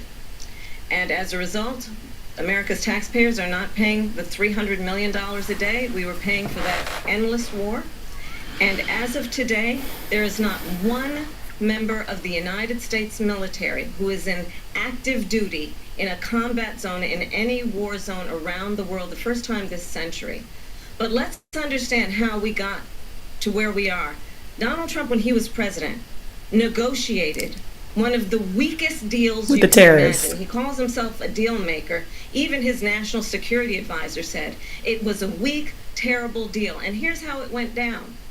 He bypassed the Afghan government. He negotiated directly with a terrorist organization called the Taliban. The negotiation involved the Taliban getting 5,000 Taliban terrorists released. And get this, and the president at the time invited the Taliban to Camp David, a place of storied significance for us as Americans, a place where we honor the importance of American diplomacy, where we invite and receive respected world leaders. And this former president, as president, invited them to Camp David because he does not again appreciate the role and responsibility of the President of the United States to be commander-in-chief with a level of respect. And this gets back to the point of how he has consistently disparaged and demeaned members of our military, fallen soldiers, and the work that we must do to uphold the strength and the respect of the United States of America around the world. Vice President Harris, thank you. President Trump, your response to her saying that you began the negotiations with the Taliban. So, if you take a look at that period of time, the Taliban was killing our soldiers, a lot of them, with snipers. And I got involved with the Taliban because the Taliban was doing the killing. That's the fighting force within Afghanistan. They don't bother doing that because, they deal with the wrong people all the time. But I got involved. And Abdul is the head of the Taliban. He is still the head of the Taliban. And I told Abdul, don't do it anymore. You do it anymore, you're going to have problems. Whatever. And he said, why do you send me a picture of my house? I said, you're going to have to figure that out, Abdul. And for 18 months, we had nobody killed. We did have an agreement negotiated by Mike Pompeo. It was a very good agreement. The reason it was good, it was we were getting out. We would have been out faster than them, but we wouldn't have lost the soldiers. We wouldn't have left many Americans behind, and we wouldn't have left $85 billion worth of brand new, beautiful military equipment behind. And just to finish, they blew it. The agreement said you have to do this, and they didn't do it. They didn't do it. The agreement was terminated by us because they didn't do what they were supposed to do. What was that? These people did the worst withdrawal, and in my opinion, the most embarrassing moment in the history of our country. And by the way, that's why Russia attacked Ukraine, because they saw how incompetent she and her boss are. President Trump, thank you. I want to move on now to race and politics in this country. Mr. President, you recently said of Vice President Harris, quote, I didn't know she was black until a number of years ago when she happened to turn black, and now she wants to be known as black. I want to ask a bigger picture question here tonight. Why do you believe it's appropriate to weigh in on the racial identity of your opponent? I don't, and I don't care. I don't care what she is. I don't care. You make a big deal out of something. I couldn't care less. Whatever she wants to be is okay with me. But those were your words, so I'm I asking... don't know. I mean, all I can say is I read where she was not black, that she put out, and I'll say that. And then I read that she was black, and that's okay. Either one was okay with me. That's up to her. That's up to her. Vice President Harris, your thoughts on this? I think it's, honestly, I think it's a tragedy that we have someone who wants to be president who has consistently, over the course of his career, attempted to use race to divide the American people. I do believe that the vast majority of us know that we have so much more in common than what separates us, and we don't want this kind of approach that is just constantly trying to divide us, and especially by race. And let's remember how Donald Trump started. He was land, he owned buildings, and he was investigated because he refused to rent property to black families. Let's remember, this is the same individual who took out a full-page ad in the New York Times calling for the execution of 5 young black and Latino boys who were innocent, the Central Park 5. Took out a full-page ad calling for their execution. This is the same individual who spread birther lies about the first black president of the United States. And I think the American people want better than that, want better than this, want someone who understands, as I do, I travel our country. We see in each other a friend. We see in each other a neighbor. We don't want a leader who is constantly trying to have Americans point their fingers at each other. I meet with people all the time who tell me, can we please just have discourse about how we're going to invest in the aspirations and the ambitions and the dreams of the American people, knowing that regardless of people's color or the language their grandmother speaks, we all have the same dreams and aspirations and want a president who invest in those, not in hate and division. Vice President Harris, thank you. Lindsay? President Trump, this is now your third time. This is the most divisive presidency in the history of our country. Oh, God. There's never been anything like it. They're destroying our country, Mm. and they come up with things like what she just said. Going back many, many years, when a lot of people, including Mayor Bloomberg, agreed with me on the Central Park Five, they admitted, they said, they pled guilty. And I said, Uh-oh. well, if they pled He guilty, messed up. they badly hurt a person, killed a person ultimately, and if they pled guilty, then they pled, we're not guilty. But this is a person that has to stretch back years, 40, 50 years ago, because there's nothing now. I built one of the greatest economies in the history of the world, and I'm going to build it again. It's going to be bigger, better, and stronger. But they're destroying our economy. They have no idea what a good economy is. Their oil policies, every single policy. And remember this, she is Biden. You know, she's trying to get away from Biden. I don't know the gentleman, she says. She is Biden. The worst inflation we've ever had, a horrible economy because inflation has made it so bad that she can't get away with that. Time's up. Briefly. Clearly, I am not Joe Biden, and I am certainly not Donald Trump. And what I do offer is a new generation of leadership. Come on, baby. One who believes in what is possible, one who brings a sense of optimism about what we can do instead of always disparaging the American people. I believe in what we can do to strengthen our small businesses, which is why I have a plan. Let's talk about our plans and let's compare the plans. I have a plan to give startup businesses $50,000 tax deduction to pursue their ambitions, their innovation, their ideas, their hard work. I have a plan, $6,000 for young families for the first year of your child's life to help you in that most critical stage of your child's development. I have a plan that is about allowing people to be able to pursue what has been fleeting in terms of the American dream by offering a help with down payment of $25,000 down payment assistance for first-time home buyers. That's the kind of conversation, I believe, David, that people really want tonight, as opposed to a conversation that is constantly about belittling and name-calling. Let's turn the page. Vice President and move Harris, forward. thank you. Let's turn to policy. President Let's Trump, turn we to have policy. to move on. President Trump.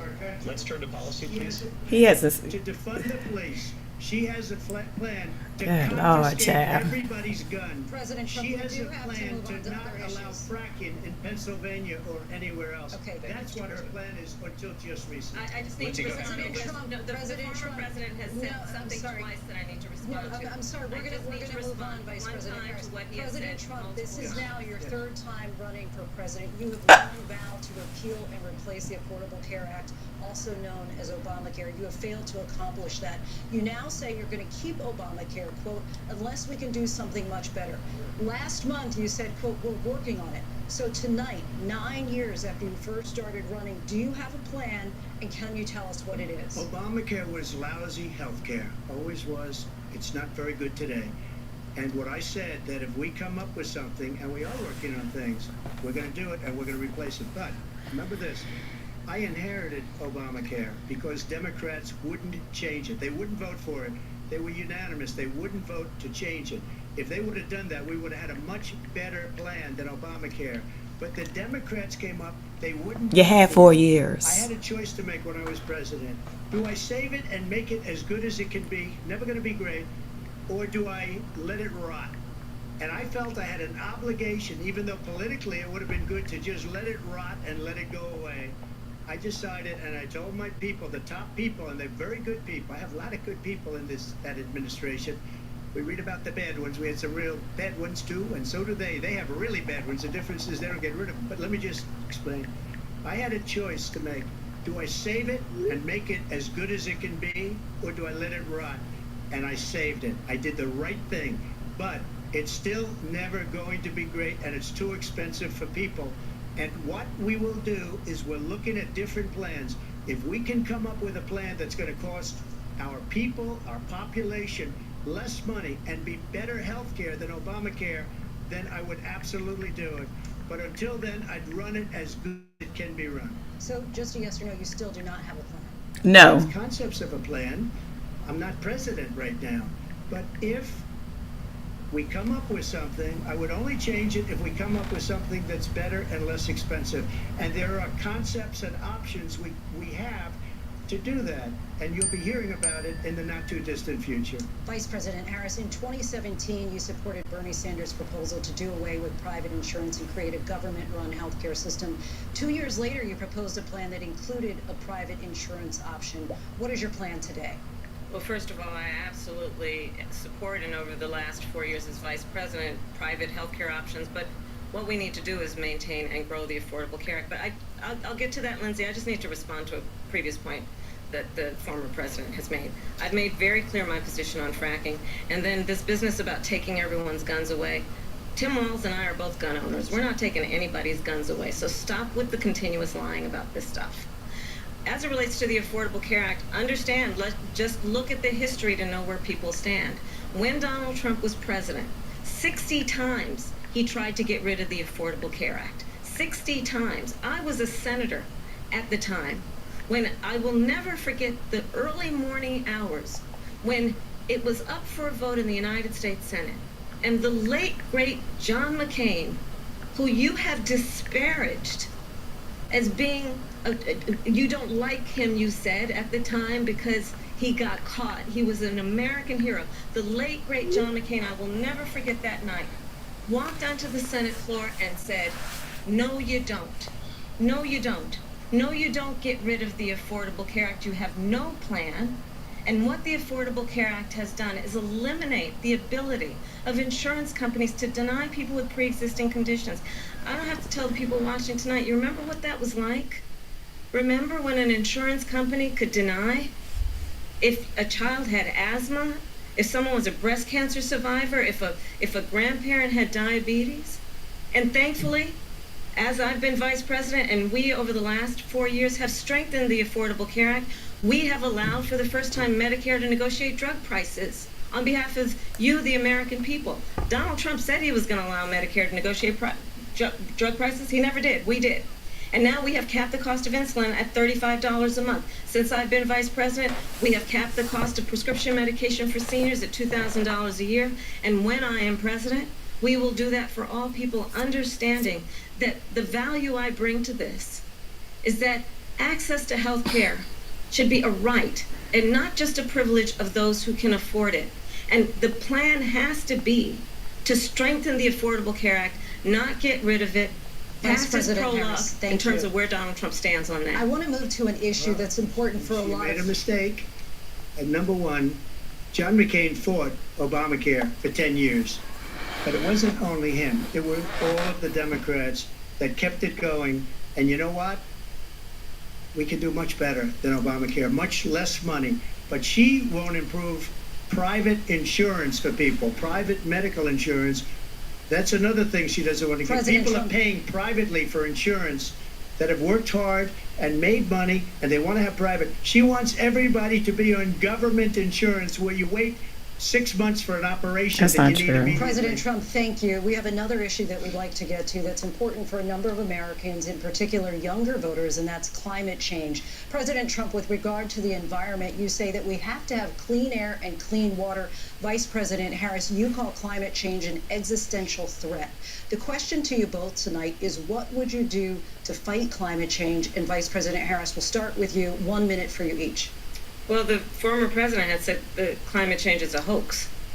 And what we know is that it is very real. You ask anyone who lives in a state who has experienced these extreme weather occurrences, who now is either being denied home insurance or it's being jacked up.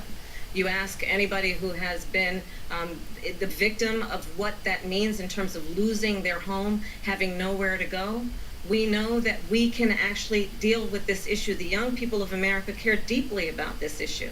And I am proud that as vice president over the last 4 years, we have invested $1 trillion in a clean energy economy, while we have also increased domestic gas production to historic levels. We have created over 800,000 new manufacturing jobs while I have been vice president. We have invested in clean energy to the point that we are opening up factories around the world. Donald Trump said he was going to create manufacturing jobs. Didn't He happen. lost manufacturing jobs. And I'm also proud to have the endorsement of the United Auto Workers and Sean Fain, who also know that part of building a clean energy economy includes investing in American-made products, American automobiles. It includes growing what we can do around American manufacturing and opening up auto plants, not closing them like happened under Donald Trump. Vice President Harris, thank you. It didn't happen under Donald Trump. Yes, it Let me did. just tell you, they lost 10,000 manufacturing jobs this last month. It's going, they're all leaving.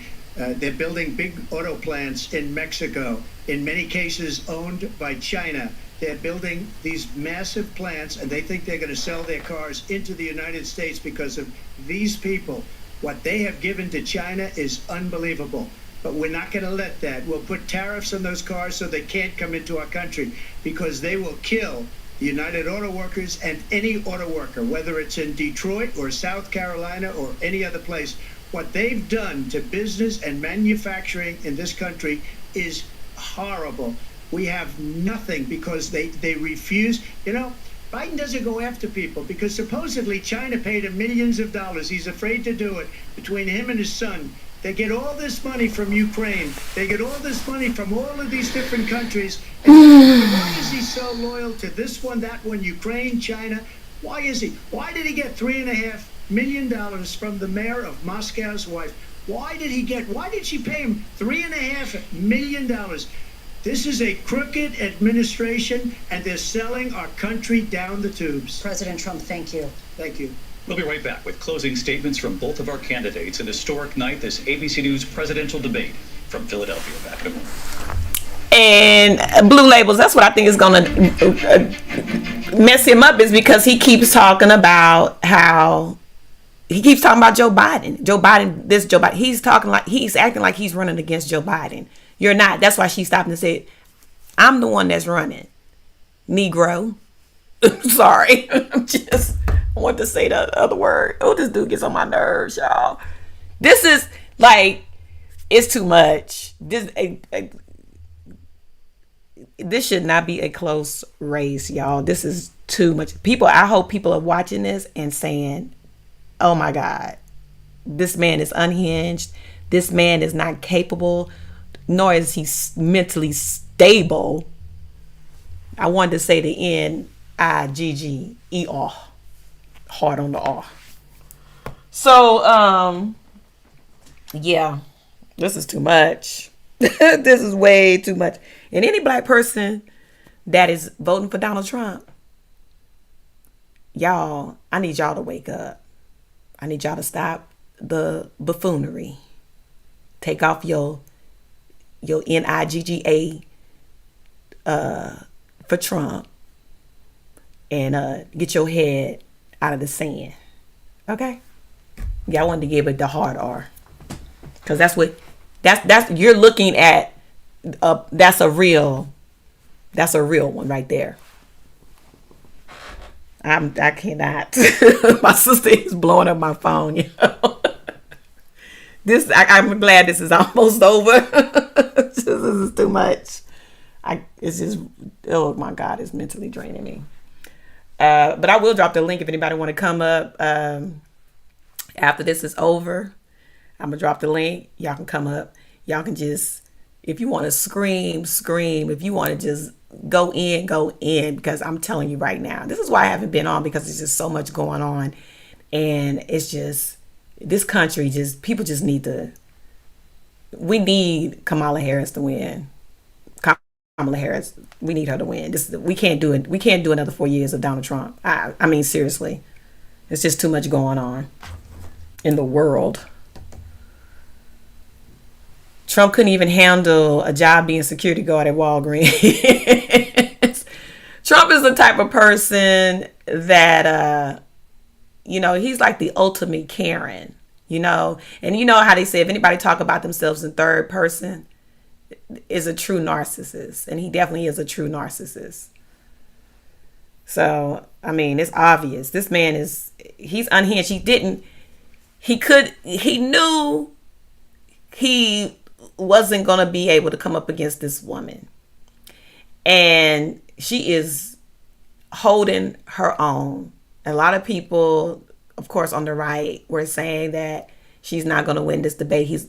Trump is the ultimate debater. He's not debating. He's not even giving you any issues. He doesn't have a plan. His plan is Project 2025. Trump is going to be playing golf the same way he played golf the 4 years he was in office. Everybody remember that? He was always playing golf. And he let everybody else handle it. He walk out there on stage, holding the documents, putting the documents in the bills or whatever, and show you, I read this, I have to read this every night. This dude was playing golf. Told you to drink bleach. You know, when COVID happened. Oh, drink bleach, it'll get rid of it. This man is not fit to be president. This is insane. I can't even believe we're sitting up here dealing with this madness right now.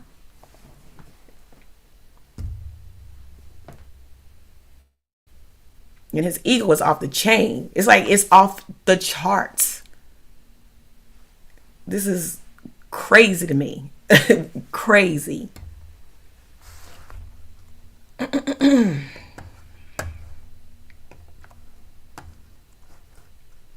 Where that sound at, child? So I can turn this shit back on.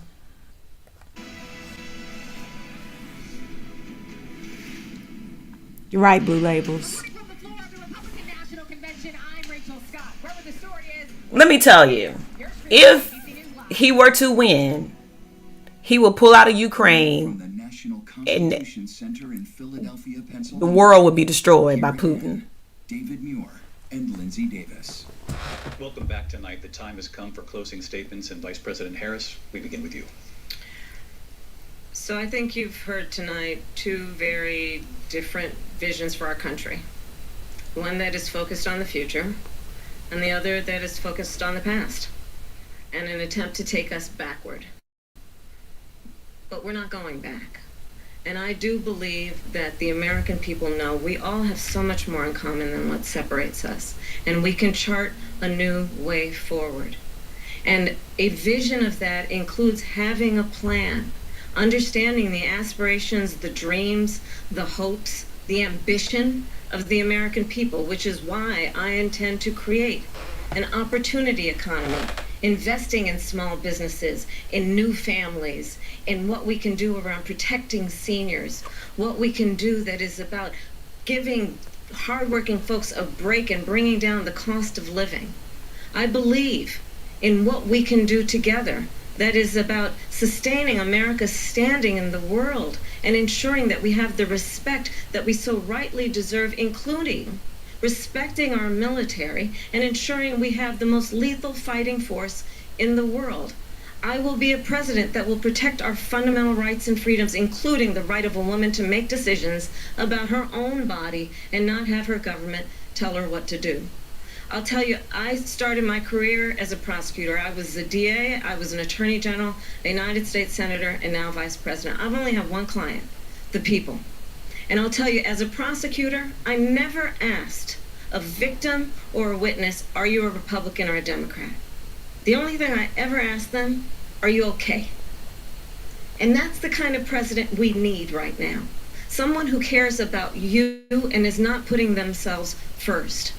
I intend to be a president for all Americans and focus on what we can do over the next 10 and 20 years to build back up our country by investing right now in you, the American people. Vice President Harris, thank you. President Trump? So she just started by saying she's going to do this, she's going to do that, she's going to do all these wonderful things. Why hasn't she done it? She's been there for 3.5 years. They've had 3.5 years to fix the border. They've had 3.5 years to create jobs and all the things we talked about. Why hasn't she done it? She should leave right now, go down to that beautiful White House, go to the Capitol, get everyone together and do the things you want to do, but you haven't done it and you won't do it because you believe in things that the American people don't believe in. You believe in things like we're not going to frack, we're not going to take fossil fuel, we're not going to do things that are going to make this country strong, whether you like it or not. Germany tried that, and within 1 year they were back to building normal energy plants. We're not ready for it. We can't sacrifice our country for the sake of bad vision. But I just ask one simple question. Why didn't she do it? We're a failing nation. We're a nation that's in serious decline. We're being laughed at all over the world. All over the world they're laughed. I know the leaders very well. They're coming to see me. They call me. We're laughed at all over the world. They don't understand what happened to us as a nation. We're not a leader. We don't have any idea what's going on. We have wars going on in the Middle East. We have wars going on with Russia and Ukraine. We're going to end up in a third world war, and it'll be a war like no other because of nuclear weapons, the power of weaponry. I rebuilt our entire military. She gave a lot of it away to the Taliban. She gave it to Afghanistan. What these people have done to our country, and maybe toughest of all, is allowing millions of people to come into our country. Many of them are criminals, and they're destroying our country. The worst president, the worst vice president in the history of our country. President Trump, thank you. And that is our ABC News presidential debate from here in Philadelphia at the National Constitution Center. I'm Lindsay Davis. And I'm David Muir. Thank you for watching here in the U.S. and all over the world, and from all of us here at ABC News. Good night. Woo, I'm glad that's over, Lord. And we are here live on ABC. Oh, God, I have to laugh. I'm so pissed. Oh, my God, I'm so angry. To Afghanistan. They had it all. Okay. Historic. John Carl. Let me drop this link. Wow. That was quite a debate. And I'm Jonathan Carl here with, of course, Mary Bruce and Rachel Scott. Our reporters across the news division have been updating our live blog, looking at some of the allegations made back and forth, doing fact checks. You can find all of that on abcnews.com. But I would like to replay the moment at the very start of this debate because it was quite a moment. So I want to see what they have to say. And if you look, It's up in debate. Thank you. I mean, quite a moment. First of all, because we hadn't seen a handshake. We haven't seen a handshake in a long time. And she initiated that one. And yes, not only did she initiate it, she walked over to him and sought him out, put the hands out, and also made the first words. And probably had a plan if he hadn't put his hand out either. Interesting. So more at the bottom line. Okay, Stacey. I think clearly what Kamala Harris wanted to do was be the candidate of hope, the candidate of the future. Donald Trump seemed angry within 4 minutes. I think we saw him going from very serious at the beginning, never really seemed to look at her, to just angry. I mean, really yelling at some points, trying to make his points. I don't think we heard a lot of policy and plans on either side of that. You don't think you heard policy? Because I hear policy over and over again. But what you had was that optic. You had Kamala Harris looking over, baiting him again and again and again. The microphones were muted when they weren't speaking, but many times she didn't need a microphone. You watch Donald Trump get mad and scowl through things. And, you know, John, we were all talking leading up to this about how this would go, what Donald Trump you would see. I think he had a plan for talking about what he saw as a next term. You can come on up. Anybody want to come up? I dropped the link. I'm on my old one. I got off the StreamYard because, you know, StreamYard trying to charge you $44 a month. I'm not doing that. Explain some of the big questions that were out there about why she changed her policy views on so many things. Part of the reason is Donald Trump really was not effective in bringing the debate to her. I agree with you. I think that he looked not just angry, but also rattled. Yes. And in contrast, Harris, who again, much of the world doesn't know, Harris looked like she belonged on the stage, looked like she is somebody that could serve as president. And that is certainly how the campaign is feeling tonight. I can tell you, the Harris campaign feels very good. They feel they had a very strong night, that she was in command, that she did look presidential, and that she was able, they feel, to hold Donald Trump accountable for his actions. And of course, that was their goal going into this, that she would be able to put Donald Trump's record under a microscope. And they feel that the strongest example of that was that exchange on abortion, where she was able really to blame Donald Trump directly to his face. I mean, she said, what you are putting women through is unconscionable. Yes, she goaded him. She flat out trolled him many times, got him off message, but she also talked directly to voters, even inviting them to a Trump rally to underscore that central argument in her campaign that she says he's only out for himself, that she argues she's out for the American people. Rachel? She did, Marcella. She baited him. He took the bait. He's weak. He's a weak old man. Her policy shifts, right? And that is what they have been seizing on. They're really trying to define her for voters when voters have a lot of questions about her policy positions.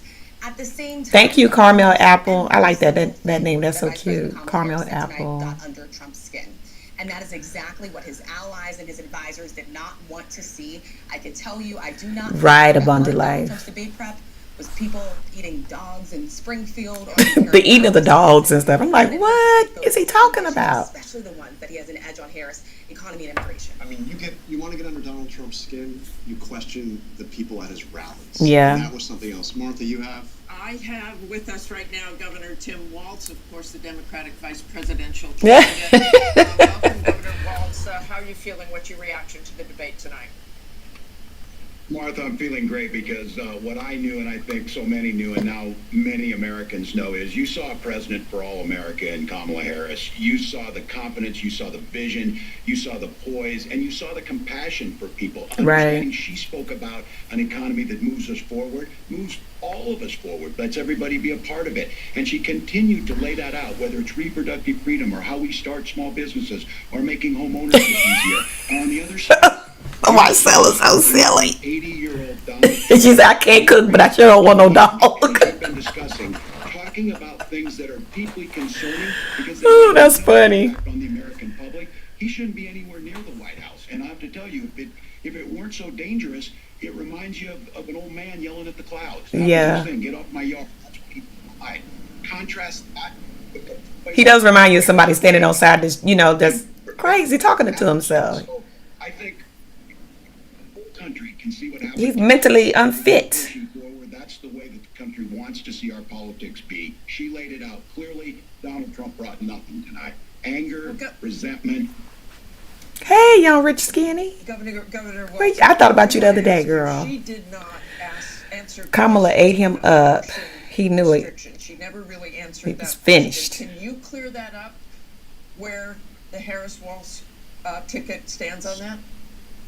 Certainly, you couldn't get any different than this. The reinstitution of Roe versus Wade, what was the law of the land for 52 years. Right, Natasha. And him pushing back to the states, she's exactly right. Because people like Amanda. Well, they are the lying channel. They lie. Chicago, nearly bleeding out, having sepsis twice because she can't get the care. She's been absolutely clear on this. Everything Donald Trump said that is untrue. The clarity of this is Roe. When you have Roe, you have the protections in place where women make their own decisions with their health care providers, not Donald Trump. When he was talking about you can't even get baked by bacon, I'm like, who the hell is still eating bacon? And we have the other side of the table. I mean, I'm not, but it does smell good when you cook it.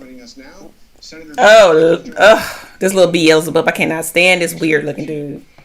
So I want to get to one part of the debate where you came. He looks creepy. Donald Trump was asked if he would veto a national abortion ban. He didn't answer the question, suggested, I guess, that he wouldn't. And then it was pointed out that you, in fact, said not that long ago that he. What's up, Blue? What's going on? Look.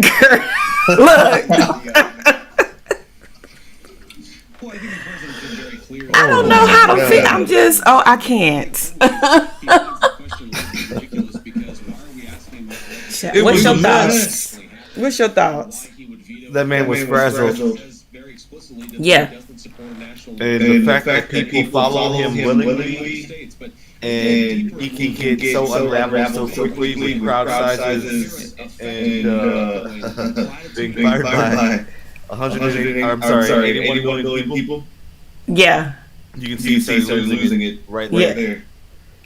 I don't understand why people don't realize how much of a narcissist he is, because he's always talking about himself in third person. Absolutely. And it's like he's so narcissistic and he's disgusting. But when she brought up that Central Park 5, I was thinking to myself, she got your ass. Black folks, I hope they were paying attention to that. He still didn't apologize. That would have been his moment to apologize. Don't you think? Wait. There's an echo?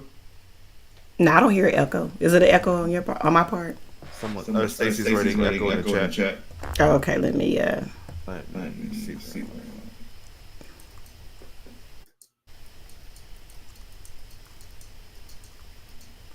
Let me turn my phone on. Let me hear it.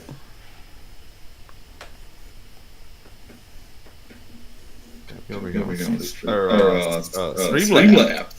Yeah. I'm not paying $44 for StreamYard. I don't blame you.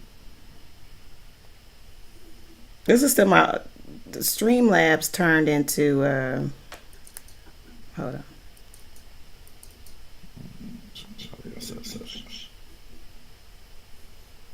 All right, let's see. Can you hear me? I can hear you.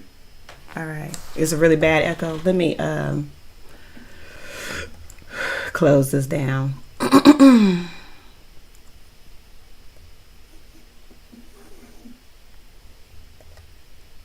Did I hide him? Show on screen. Okay. There you go. Yeah, I can definitely hear myself. Is it on my end? I don't hear an echo. Hey, Stacey. Hey, Stacey. Hello. Hello. Okay, there's an echo on Stacey's end too. Oh, you can hear Blue Label. You're echoing real bad. Oh, okay. You got the thing turned off? Yeah, I have it on. The link, And then Stacey's echoing really bad, and then you're just a little bit. Do you have Bluetooth on? Who, me? Or is it headphones or something? Let me see if I can turn my. Let me drop down to see if I fix it. It's Marcella. Hey, Marcella. Hey, honey. Hey, speak on the panel in that. Did y'all notice when he said that Kamala is gone? I really And when he said that there was somebody in another state, dog, I looked down at my dog, look. My dog started running. Girl. Unbelievable. Hey, how are you? I don't hear echo coming from you. I do. I hear a major echo. Hey, Kamala Apple. Yeah, I hear a major echo. No, I don't. Yeah, it's not me because I had my stuff. I had my mic muted and everybody else was I'm echoing. gonna go because I'm not gonna be the only one echoing up on here. All right. And I just came up here and Blue Label was echoing first. Okay. Yeah, Blue Label was echoing. Marcella's not echoing. I don't hear you echoing. I don't hear him echoing. Chat, am I echoing too? Blue a little bit. I muted my mic and everybody is still echoing. Okay, right, so I'm gonna go down. You can go ahead and say, "Well, this mute." Oh, well, she dropped. Let's see now. Are we echoing? Not bad. Are you in a hollow room? No. Are you echoing, Blue Label? I can hear myself in my headphones and I can hear Stacey echoing even when I mute my mic. Blue Label, can you take your headphones off just to see if that would help? Let's see what happens. Can you all hear me? Yeah. You say something else? And see now, hold on, I'll be right back.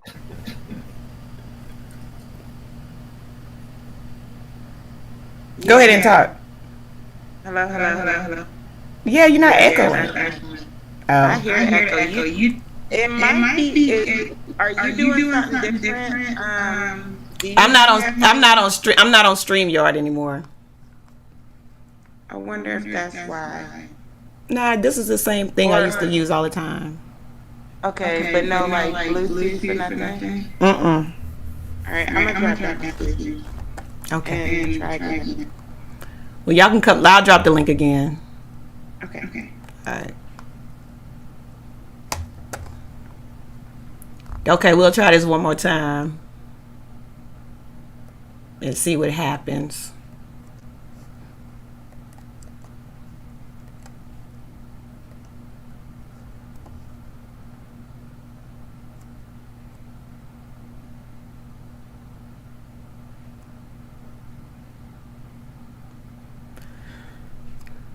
So, somebody help me up.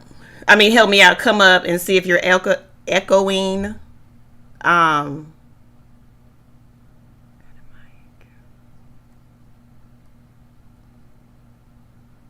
oh, here. Oh. Hashtag free Stacey joined.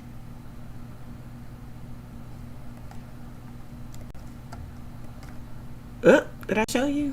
Go ahead. Hey, can you hear me? Yeah. Okay, I don't hear myself. Okay. How about you, Stacey? I still hear him echoing. You hear it on your end? I hear it. Yeah. It's I don't know what's different.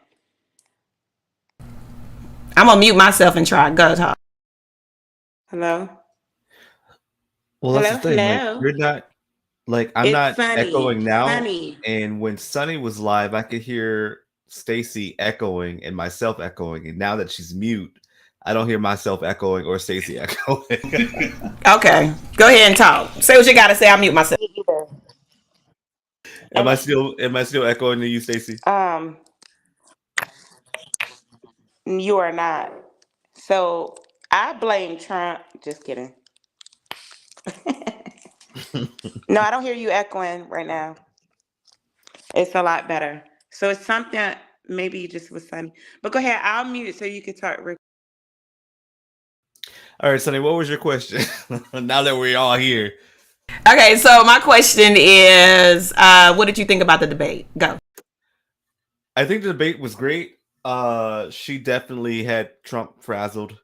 You can see that his narcissistic traits were popping out when she was calling him on some things.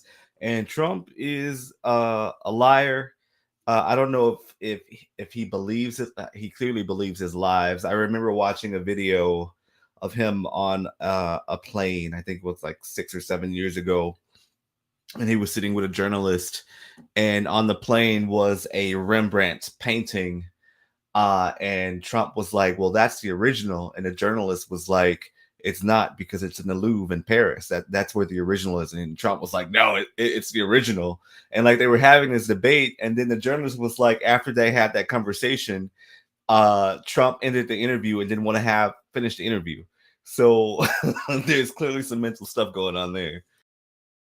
But he's a he has to be the greatest at everything. I think that's just how he got his start, right? Was always putting out this false narrative that he was so great that he's a billionaire, because technically he really isn't a billionaire. Now, he has hundreds of millions of dollars. I don't think that is liquid, I don't think it's cash flow. I think it's just, money that is in the hotels and his branding and stuff like that. I never thought the man was a billionaire. I've had arguments on Facebook back in 2016 when he first started running that he's not a billionaire. He's just an entertainer, right?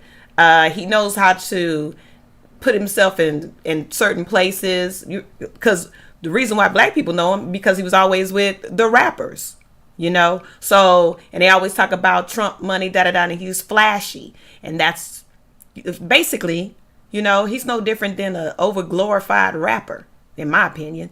Right. So who wanted celebrity life, who thrived in it. I'm like, if you can go to some of the earlier or late 80s sitcoms that he would make guest appearances in, and then the 90s movie and Home Alone and Golden Girls and stuff like that. He's a glorified celebrity. Exactly. How about you, Stacey? What you think? Can you hear me okay? Can everyone hear me okay without echo? Yes. Oh, Sonny, I think you got to mute so it won't echo because I hear echo. Um. Oh, okay. So sorry about that. I don't know if it's me or what, but I came in late. But what I can say is I look at demeanor, right? And like some, maybe most in Sunny's chat knows that I served under Trump. I've served under various presidents in the Marine Corps. I actually stood security for John McCain. Um, I know a hit dog when they holler, right? And so I pay attention to demeanor, full on body, emotions and depictions and like all that stuff, body language, all of that. Trump has always pursed his lips like a little schoolyard girl whenever he is upset and gets hit with some facts. That's what the hell I know, right? And so I watched it in real time on multiple occasions. That man is so jealous of John McCain. And I'm not going to speak on like the debate from prior to when I came in, because like I said, I came in late. But that man is so jealous of military people that have served in high government positions. That, because he had bone spurs and all these other things that kept him from doing what the hell he should do for this country. Oh my goodness. Sorry, I had a phone text message come through. Anyway, when he gets upset like that, that's how you know that the facts have hit him, right? He can't already stand what his supporters are saying whenever these news people come out here and question his folks, these MAGA. I don't want to say MAGA-tars because I do realize that some of Sonny's subscribers are also Republicans, and we honor those different viewpoints too. We're not all Democrats or Republicans or independents, right? We At the do, end of however, we respect real Republicans who are about real ones, not family values. yes, not extremists. Correct. That part. That part, not extremists, not those divisive, whatever. At the end of the day, Trump is a hit dog that's hollering. And the fact that he wanted Joe Biden, and though we love Joe Biden, yeah, every presidential person has mistakes and like all this stuff. At the end of the day, Joe Biden, I respect him more because he stepped down and said, you know what, it is time for a new generation to come through. And Kamala is perfect, right? He can't take Kamala. He can't take her questioning because he's a convict and she's a prosecutor, right? And so the quickest thing that you can do is insult this black woman, Asian woman, mixed woman, whatever you want to uh, diminish her as or establish her as, however it is. Trump cannot take it. He's weak. He's weak minded. And he showed his hand. Just from the late part that I came in on, he showed his hand. And what he's about to do now is so predictable. He's about to go on a full blown tantrum. He's going to attack her character. He's going to attack her record as a prosecutor. He's going to attack her color, her ethnicity, her demographic, her womanhood, right? That's exactly what, because when big, powerful men and women, but I'm going to talk to the sense of big, powerful men. When big, powerful men get hit by facts, they go real low.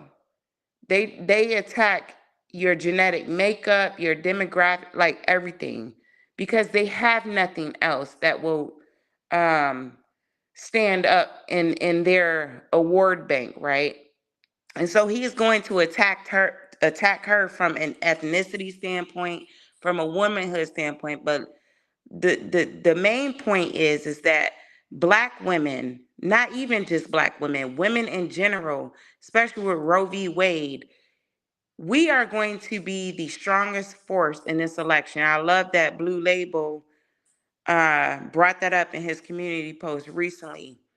Women in general are going to be the voice of this election, and young adults. Trump can't take it because now, when you had an old white man in Joe Biden to fight against, now you have a woman who's going to speak against Roe v. Wade and all these things that that you're doing against us, right?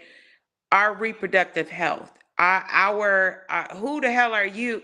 It's a whole boardroom of old white men telling all women in America what the hell we could do with our bodies, from abortions to condoms to tampons, okay, to pads. But not one single law Not one single uterus on is in a men's room. bodies.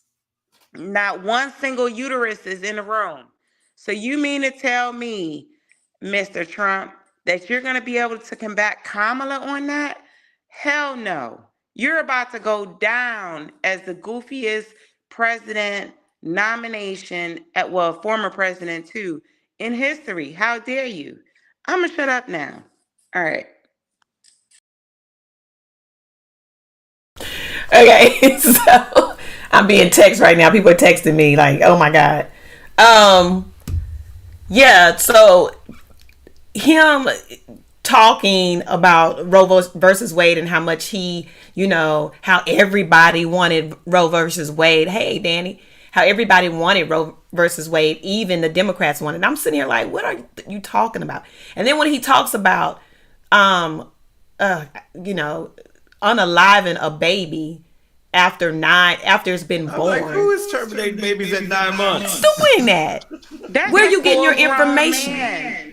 That's a full-grown baby at 9 months. What you talking about?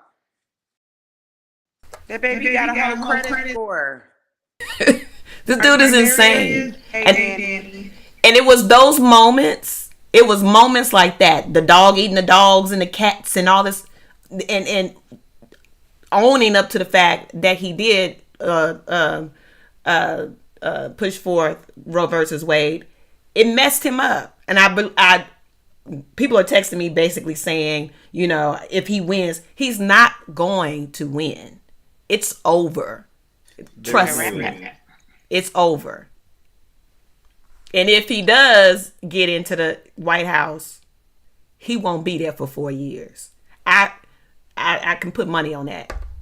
You saw that Maybelline running. Huh? You saw his Maybelline running. He wear the same Maybelline as No Nuts. Maybelline runner. On his skin, that orange Maybelline, he wear the same Maybelline as No Nuts, okay? He was nervous up there, baby. Yeah. He was biting his lip. He was sweating on the top of his lip. I said, he's done. It's over for him. The way she was looking at him was like the way my grandmother would look at us when we were kids, like, you better take your ass outside and play. Okay? You messing with the wrong one today. And I could tell she wanted to just go in on him. Remember when she paused? And then you said, Blue Label said in the chat, she was like, you could tell she want to cuss him out. Like, yeah. What? This former president. I was like, girl. What did Trump say about the mass shooting? Did they address tonight? No, but he did bring up the fact that she was going to take away his guns. And she was like, I'm a gun owner as well as her VP mate, Ross. We own guns. No one's coming to take your guns. What's so crazy about people running around saying that the Democrats are going to take your guns away? Okay, Obama didn't take your guns. Clinton didn't take your guns. Biden didn't take your guns. But yet a 14-year-old kid gets a gun from his daddy. And his daddy knew about the threat that the child made in 2023. And his father still gave him an AR-15 to go shoot up a school. Something needs to be done about these AR-15s. I think right now, parents, I think it's good what they're doing with arresting the parents. Absolutely. I think that will put something on it. You know what I'm saying? It's gonna, you're gonna start paying attention to your child now. I think, well, with the incident that happened in New Zealand. Wait, Sonny. I guess I'm sorry, Blue Label. Whenever we talk, because it's echoing for the chat, whenever we talk, you might have to mute whenever we talk because they keep echoing. Yeah, I put it on mute. Okay. All right. Sorry. Go ahead. Go ahead, Blue. I think it was back in 2021, early 2022, when New Zealand had its first school shooting, where they changed the gun laws after a day. I think that was prime example that legislation can happen when it's needed. It only took for them to have one school shooting for them to change the gun laws in their country. But now, that being said, 2024, now that kids are still, the control and gun reform is really not happening in this country. And now that they're having and holding parents responsible, I think that's when it started to click in, because now that your child is out here killing people and blowing up and shooting up schools, now you're held liable and accountable. I think that's when it's going to start people are going to start paying attention. And at the end of the day, what is the primary demographic of people that are doing these shootings? Well, and I have to tell y'all something. It's a caveat off of that. I think I told you, Sonny, a couple months ago. My little cousin, I'm from Detroit, and my little cousin's high school got shot up a couple years ago, mass shooting up in Michigan, right? And so, it's very triggering for her. She's a senior this year, and so the crazy part is that when Trump that's what they do. They fearmonger, right? They're fearmongering. They are trying to say, oh, well, the Second Amendment, this, that, and the Second Amendment wasn't designed to talk about these type of weapons, for one, right? They're talking about when it comes against government and tyranny. They were shooting muskets back then. They didn't have a whole barrage of AR-15s. And I am a combat veteran, and I own multiple weapons. I have literally weapons in every room except for my bathrooms, my kids' room, my loft, and that's it. Every other room in my house, I have a hidden weapon just in case. And I also have multiple cameras, right? Because I'm a combat vet, and that's, hey, it just is what it is. The other thing is that they, under Obama's presidency, when they tried to use that whole fear mongering tactic that time, gun sales went up so much. I'm talking about almost 1,000% versus when Republicans were, it might have been several hundred to 1,000, don't quote me, when Republicans were in office. There were more gun sales under Obama than any president at that time. Okay. And so to say that just because a Democrat is in office, that they're going to take your weapons, all of this stuff, that's inaccurate. They still follow the Constitution. I'm a combat veteran, and I believe in having good, like, common sense gun laws. There's no reason why. Just my daughter's in 8th grade this year. In 6th grade, her school got evacuated, and we live in a affluent area. Well, her school is in an affluent area. I live in a high medium income to affluent. It's like right on the border, community, golf community. Her school, however, is right on the beach, and they had a 6th grader bring a gun round. They found it in the hallway, and then one in the classroom, and it's been like all type of weird stuff that been happening, and we didn't find out from the school. We found out through the community Facebook, and then the school came back. And so it's like all these gun laws and regulations. I got a house in North Carolina and in another state too, Georgia, and it's like night and day. But at the end of the day, I notice how Georgia speaks to their gun laws, and then we do too in North Carolina. And then also my home of record, which is Michigan. And so it's a huge disconnect between mental health flag laws, all this stuff, and it's crazy. And so whenever the Republicans are losing, they use the Second Amendment to fearmonger. They use the border to fearmonger. It's sickening. You know, but then you got this same president that's doing all of this stuff that's talking about John McCain. John McCain is very highly revered in the military community. Like I said, I was his security in Meridian, Mississippi in 2007, or I'm sorry, beginning of 2008. But then you got this dude with bone spurs wearing Maybelline #7 and all this other stuff with a toupee talking mad stuff about military people. Like, that's crazy. That's crazy to me. So, I don't know. Okay, so it is crazy to listen to this. I'm gonna say this: Georgia has one of the weakest gun laws. You can basically go in with a license or an ID. They pick your gun. They do a simple background check, and if you don't have anything on your, if you don't have any warrants, I guess, or anything, you just sign some papers, which take all about 5 minutes in total, and you can walk out with a gun in your hand. Literally, I did it.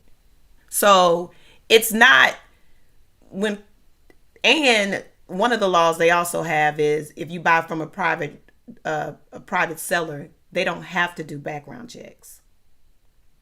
So I don't know if that's in your state in in North Carolina. You're in South Carolina or North Carolina? Pay attention.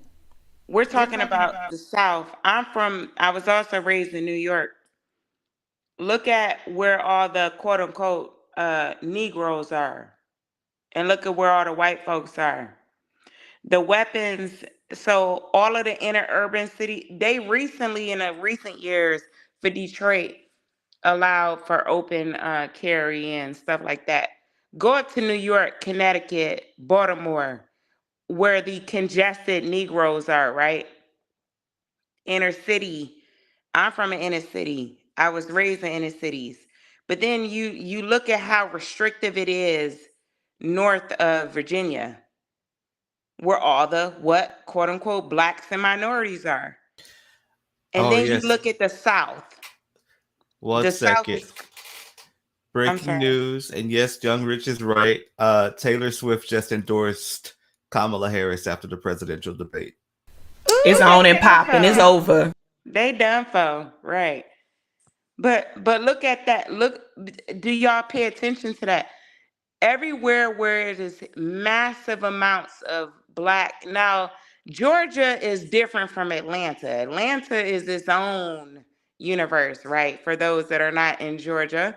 Georgia, Fulton County, especially, um, Atlanta is totally different from the rest of Georgia. But let's look at just gun law wise. Wherever Wherever there's a there's a high high concentration concentration. Atlanta, of let me just black say, Atlanta folks, is different from the rest of the world. well, that's true. It's the Black Mecca, right? And so it's absolutely the Black Mecca. But then beyond Georgia, beyond Atlanta, Georgia specifically, you look at up north and where minorities and blacks are highly um, populated. There, it is extremely restrictive, right? And we're not talking about the Midwest. We're talking about the North, the East Coast. There's a reason for that. They don't want us having the same rights as we do in the South. They don't. That is absolutely what they don't want. But you have to break into why that is, right? How dare these people up here and all these black folks and minorities have the same rights as those throughout the rest of the US? How dare they? You got the Capitol up there in DC. You got all of that up there. You have a lot of governmental agencies between DC and Maryland and Virginia, right? How dare you be able why? They don't want it. And people don't find that crazy. Just like it took Mississippi. Mississippi was not released from slavery officially on the books until recently within the last 10 years. It is systemic racism that goes on, and Trump evades that question and that line of questioning all the time. And it's absurd to me that people just choose to gloss over that, but I'm going to be quiet for a sec. Yeah, so the laws here, and I agree with some of what you're saying there because it is such a predominantly black state. I don't live in Fulton County. I live outside of. I live like in the suburbs. Me too. But so, but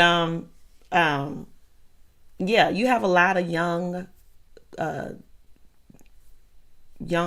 boys, 14, 15 teenagers are basically offing themselves in gun violence. Georgia has a high gun violence rate, and that's because the access to guns is easy. So it's the same in Detroit. But we have now open carry laws. Go ahead. So my thing is, because you both are in predominantly red states, correct? Yeah, Georgia's a red state. And so we North have Carolina and easy Georgia access to guns here as well, and I'm in a blue state, right? And most school shootings have occurred in red states. Correct. So I'm trying to decipher what is happening in these red states where everyone has easy access to guns. However, when you look at the statistics, my wine is kicking in from watching the debate. When you look at the statistics of what's going on with the red states compared to the blue states, when it comes to gun violence, what is happening that is causing people to behave the way they do when it comes to shooting one another and then shooting up schools? Right. Can I? Good. They want black folks to kill off black folks in places like Chicago, New York, Detroit, Milwaukee, where else? Gary, Indiana, because that's eradication, right? And so they know that in those impoverished cities, because it's in a city, that there's not enough. Let me tell you something. I could go back home right now, and the majority of the grocery stores are in the suburbs of Detroit.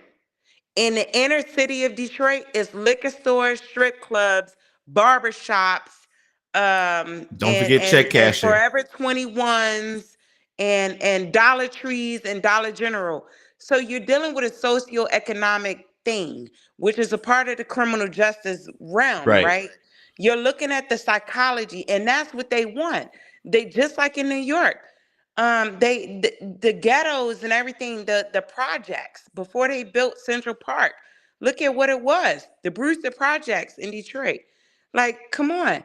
They want to keep us Negroes, quote unquote, in this very small subsection of the city so that the suburbs is what's flourishing. And so when you keep a city, an inner ghetto, an inner city angry, and to where they can't even walk to the grocery store to go get fresh vegetables. You got to go to the Dollar General to go and get all these preservatives. A, it's making you sick. And then B, you can't get access to nothing that's fresh. But you go outside 15 miles, 30 miles to the suburbs. All these people out here happy. They might be cooking up meth in their home and they might eventually blow up their mansion. Whatever. At the end of the day, you keep these people socially, how do you say it? Socioeconomically declined to where they're angry, they're robbing, they're stealing, the broken So windows basically, series. it's what what it seems like it's the politicians, Eradication. because you're saying that they are when I'm in a blue state and we care about the citizens within the city, within the suburbs, and they create laws to make sure everyone is happy and equally okay. So if you're coming from a red state, it's clearly the politicians who are creating the vision for the socioeconomic crises that are happening within the city. that you guys are having to go to Dollar General and Family Dollar so it's systematically systemic. designed to keep Correct. everyone separated. And it's And designed to kill, to unalive each other, to eradicate certain races. Absolutely. Absolutely. And there's statistical data behind that. That's very true. And It's statistical data. and Yes. that's very true, because when you think back during the Reagan administration, when he put crack cocaine in the urban areas, right, which led to killings, drug overdose, tore up homes, destroyed the black communities, destroyed black families. It was all planned out that way. Even in Project 2025, when they want to get rid of the Department of Education and put that and make sure that private schools get funded while inner city schools and public schools will not get funded, which is going to dumb down a generation of people, right? They're going to give them guns, allow them to have guns. I mean, it all plays a part. And that's why it's so important when you do go vote, you start at the bottom. Your councilmen, your mayors, your governors, your senators, everybody. Because, I mean, you can't just go vote for a president and think things are going to change. The laws start with the House. If you want to start talking about your communities and stuff, it starts with your councilmen and your mayors and stuff like that. That's how it's going to change. In Atlanta, gun violence is high in Atlanta, and Governor Kemp understands that. He doesn't care about that. This is the same man that Donald Trump talked bad about his family, whatever. But this man is still going to stand behind Donald Trump. Now they going in.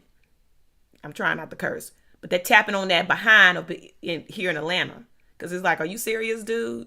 So, we talked about the 3 people that they put in place to be these, the Donald Trump, these Trump supporters that are going to, election deniers. So now he wants to step forward and say something, because people in Atlanta are like, this can't happen. We can't have voter suppression. It's just so much going on. It's like my mind is going a mile a minute and I'm just, trying to keep up here. But it's so much going on even here in Georgia. Georgia will be blue. Eventually, absolutely. It was blue last election. It's going to be blue this election too. Black folks ain't playing out here. Let me tell you something. We got so many people moving in from Florida. We got people coming in from California. Every single day when I'm out driving, going to the store, whatever, I see more and more people from different states coming here. And it ain't white folk driving those cars. So, Gwinnett County, blue. Period. DeKalb County, blue. Yep. Fulton County, blue. All day. So if Donald Trump doesn't get his butt out here to Georgia, because he gonna need Georgia. If he don't get his behind out here in Georgia and hit these little rural towns, he gonna have a problem. As long as he doesn't call and ask for 11,780 votes. I don't know. I don't know. I disagree with you there a little bit, Sonny. I disagree with you a little bit there because of those, like I said, Atlanta, Metro Atlanta is very different from the rest of Georgia. And they are down. I mean, in Georgia, there are still sundown towns, period. And you're talking about magatards. At this point, I'm gonna say it.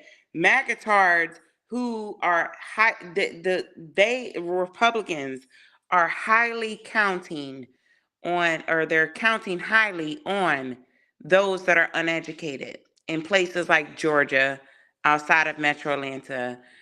Places like West Virginia, places like Mississippi with very low education rates, and even the extremist views in Texas and Florida. You know what I'm saying? But I want to pause real quick and say welcome to Kat, the U.S. Navy vet. But Caramel Apple, where are you? Where do you live? Because you're saying you still get fresh foods, Whole Foods stores, organic markets, all that stuff. In the inner city, we don't have that. God is very much still in control.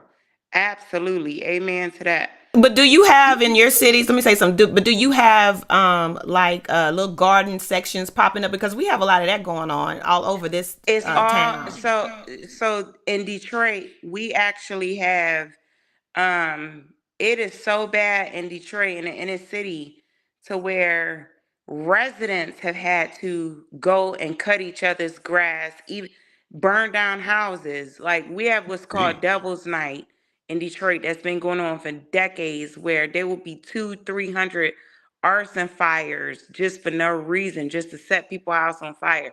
The government was corrupt. All type of stuff. The state did not step in until the last few years, like last 2, 3, 4 years. And so still to this day, you will not find grocery stores. You still have to go to the burbs. And that is a huge problem for inner cities. And That's so they crazy. are literally counting on eradication of black folks killing or unaliving black folks. Sorry, I'm not trying to tear up your channel. So, do you Sonny. guys have a tax? I know in Minnesota we have No, we are it's exempt tax from free. food purchases. Tax free. We're exempt from taxes on food, on fresh food. I mean, processed sugar foods like pops and things are taxed. And then here we also are exempt from taxed from buying clothes. Do you guys have that exemption?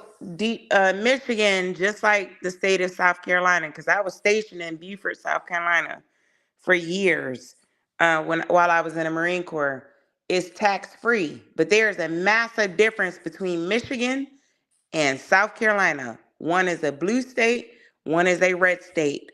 Guess which one flourishes? Guess which one I could go to the grocery store within the city or town I was in? South Carolina. Detroit, Michigan, no. No.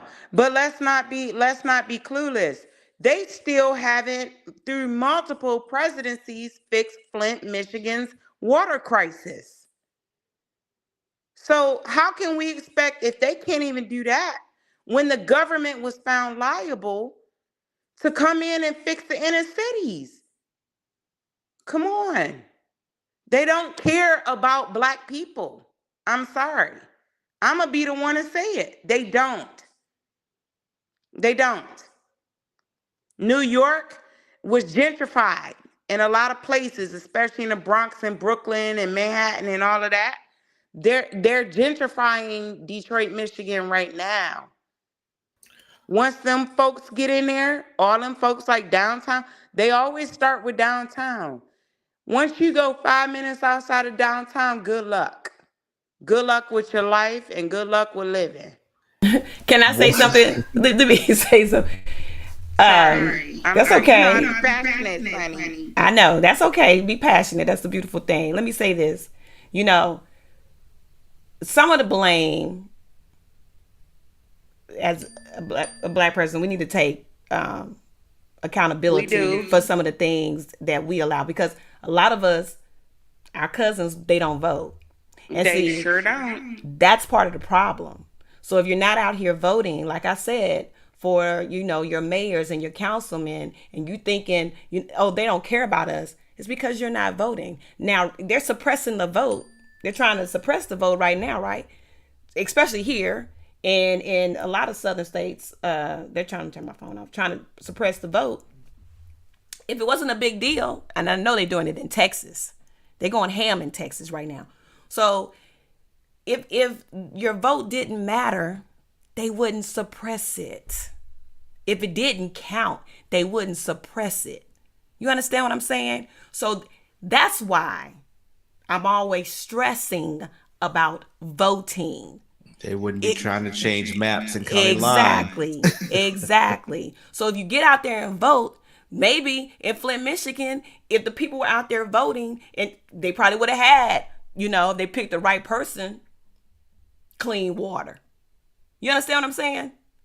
Because you know, So what I about get a message from my Louisiana? same thing in Louisiana. No, Same no, thing in ma'am. Louisiana. No, ma'am. And I'll let you finish. I'm gonna tell you what happened. What I'm saying is, we have too many people, entertainers specifically, telling us not to vote. Ice Cube running amok. Especially when they're not the same tax bracket as everyone. Thank you. Ooh, you right about Thank that. you. You are right about that. Yes, ma'am. Thank you. Especially when you're not in the same tax bracket. They can't tell you to vote. We need a platinum plan. What? So you're gonna tell me I don't vote because my vote doesn't matter? And then you have silly ass people running around here with shirts that say niggas for Trump. Do you understand? You understand the mentality that we're dealing with, the ignorance that we're dealing with. So we have to take responsibility for things that are happening in our communities. If you don't get out there and vote, if you don't let your voice be heard. So if you're not allowing your voice to be heard by checking the and box, then you shouldn't be complaining if you're Thank not you. out there trying to get your voice heard. Thank Don't you. talk about what happened because you didn't go out and vote. Mm-hmm. Well, and so that's the other thing. Like I mentioned, Louisiana, Baton Rouge to be specific. Gary Chambers has been out there for years, trying to get the. He's been working with. He even worked with Stacey Abrams in Atlanta. All these people have been working to get the black community to get out there and vote. That is absolutely a problem. Sorry, somebody keeps texting me. And That's this is also why absolutely a I problem. hate I sometimes dislike people within the community. You know why Stacey Abrams didn't get to where she needed to be? Yeah. Because she didn't have pretty privilege. They were so concerned about what she looked like and what she would represent than her policies. They were more concerned about her hair and her gap in her teeth than her policies. And that's why she didn't get to where she needed to be, because people felt off putting by her looks. This is a true story. Go to Reddit. It's true. Go to Twitter. This is what they commented on. They were more concerned about her looks than what she was representing. Very true. The self-hate is real. You know, it is. Yeah. So, it's a lot. We have to, right now, I believe that we are in a good place. We have the right person. I truly believe in the way the universe works. And I believe in it so much that in my spirit, I know for a fact this woman is going to win, because it's time for a change in this country. I'm sorry, I'm getting very emotional. Amen. Yes. And it's going to happen. And what a time to be alive to say that you have been able to live in this country to witness I'm a taking my daughter. biracial black man and a biracial black woman to hold I'm the taking my highest daughter. office in the land. Yeah. Exactly. My daughter said, she said, Mommy, I don't know a lot about voting other than you always yelling at the orange man. And I said, well, that's not what it's about. I said, that's not what it's about. I said, I'm fighting for you. And she said, well, what do you mean? I said, I'm fighting for you and your kids so that your kids can have rights and freedoms that we don't have and we didn't have when I was born and growing up, and your grandmother and your mother, you know what I'm saying? And she just the admiration that she has, and she's sick right now with C-19 and the flu, and we had this conversation because I don't know if you know, Sonny, but I'm dealing with the extreme medical. I'm dealing with cancer. I'll just be honest with you. And so she said this right after. She says, Mommy, I'm so sorry that I'm sick. because I'm scared that you're gonna die after. And I was listening to the news, and she said, and I said, well, I'm not going anywhere unless God, whatever, see fit and blah blah blah blah. I said, but one thing I know, we gotta vote. And so she said, well, I don't want you to be unalive because I don't want to live with my daddy. And what if he don't vote for the Kamala lady that you want? And that, in a kid way, that kind of tickled me. You know what I'm saying?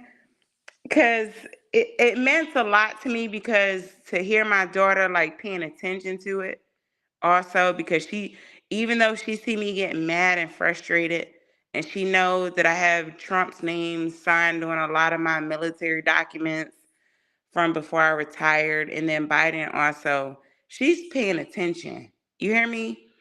And she asked me, she said, well, what if she don't win? I said, well, I need your generation to fight so that you can fight for your babies. And that stuck with her. So even though she's sick and everything, and I'm about to be sick because I'm pretty sure I'm very much exposed and I'm being in the hospital probably in the next couple of days, that baby was paying attention. And that's what I love about this new generation that's coming up. And this generation that's dealing with all these mass shootings and like all this stuff. Like, they are paying attention. And outside of us women that are gonna vote, especially Black women, these babies are not playing. Okay? They're not. And I'm I'm thankful for that. Go ahead, Blue. I was gonna say I'm just looking forward to the day where we can just say, we had our first female president. Then we're looking forward to our first Asian American president. We have our first Mexican American president. We are tired of these European Americans, because that's what they are, because they're not native. They've had their chance. It's time to have people represent the rest of the country and give a voice to what the rest of the country looks like. Yes. I totally agree. It's time. It's time. It's time. This country is browning. This is a brown country. We need to put people in that represent America. We are all Americans. We need people that represent all Americans. The good old white boy, the good old orange men are disappearing. They're old. It's done. We're done with it. And I hate that I haven't seen Julio and Julian Castillo or Castro visible. I haven't seen Andrew Yang visible. Like, where are all these minorities who were running for the presidency not too long ago? Where have they been? I mean, Trumpism has taken over, and I think that a lot of these people that were, because I know who you're talking about, because wasn't he in Texas? The young Hispanic guy. I thought he was going. I literally thought that he would be VP by now. Seriously, when Hillary was running, I thought that's who she was going to pick. She didn't anyway, but I thought he would be up there by now. But soon enough, and that's why I say, this is how the universe works. 2020, or COVID was an eye opener. 2020 was the year for our eyes to be open. We saw a man be murdered right in front of us while we sat and watched television because we couldn't go anywhere. We had to see it. That was the universe saying, let me show the world what is happening. It's time for you all to wake up. We saw them storm the Capitol. It's time for you all to wake up. It's the universe. Some people call it God. Some people call it Allah. Some people call it, but I call it the universe. This is how the universe works for me. It's just very eye-opening. We saw it happen, and people reacted to it. They marched. They did what they were supposed to do, right? And still, 4 years later, we climb this hill. We get our black president. We climb this hill, and we teeter-totter on top of this hill. And for some reason, a lot of us believe that once we get to the top of the hill, everything is going to be okay. We never roll over the hill. We always roll backwards. And what's happening is we've gone backwards because we're not doing what we're supposed to be doing as a community of people, right? And like I've said before, it is us, people of color, who chooses presidents. We can't continue to be we can't be silent anymore. Even when she wins, we have to keep going forward. We can't forget. And we have a tendency of forgetting things. This is why we always roll backwards. So we just got to keep our heads on, keep our feet to the ground, keep our heads to the sky, and keep moving forward. Even when she wins this election, right? And she'll serve her 8 years. You keep moving forward. You keep voting. You keep doing what you have to do. And it'll get better. But as long as if we keep, it's good now. We got our first woman. Okay, now I can sit down and just chill. You can't do that. But let me tell you something, what these Republicans are doing that's voting for her. They're voting for her, right? Because they don't want Donald Trump in there anymore. But what they're going to do is they're going to put their heads down. They're going to put their heads down, their feet on, and their boots to the ground. And they're going to build a conservative party again. That's fine because most of us are independent anyway. Melanie joined. So most of us are independent anyway. But we have to stay focused. We can take a breather. We can exhale. But we have to stay vigilant so things can happen for everybody. Because, of course, she's going to put some things out there that you're not going to like. I can tell you that right now because she's telling you right now she's for everybody. And you got to vote blue all the way down the line. Blue and the all only the way reason why down. the Republicans are hopping aboard is because Trump has hijacked their party and they Exactly. want it back. They want it back from the crazies. Exactly. And they want to get back to their agenda. Exactly. And so that's why I say you have to stay vigilant. They're voting because they don't want him in there. But you're going to have to still stay vigilant. We can breathe. We'll be able to breathe for 8 years. You can exhale, let it out a little bit, but you're going to still stay vigilant. You're going to still have to get out there and vote. Don't complain about, well, she ain't do nothing for black folks. Well, half of them, the ones that's complaining all the time about what the black person didn't do for black people, don't normally vote anyway because the president ain't black enough for them in the first doggone place. Those are always the main ones that's complaining. You know what I'm saying? Right. So, I was going to say, I know you're closing out, Sonny. I know you are, but I was going to say this one thing.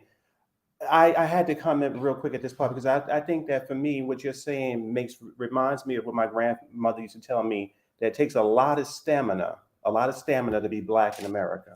You can't just sort of be black Amen. on election day. You got to be black.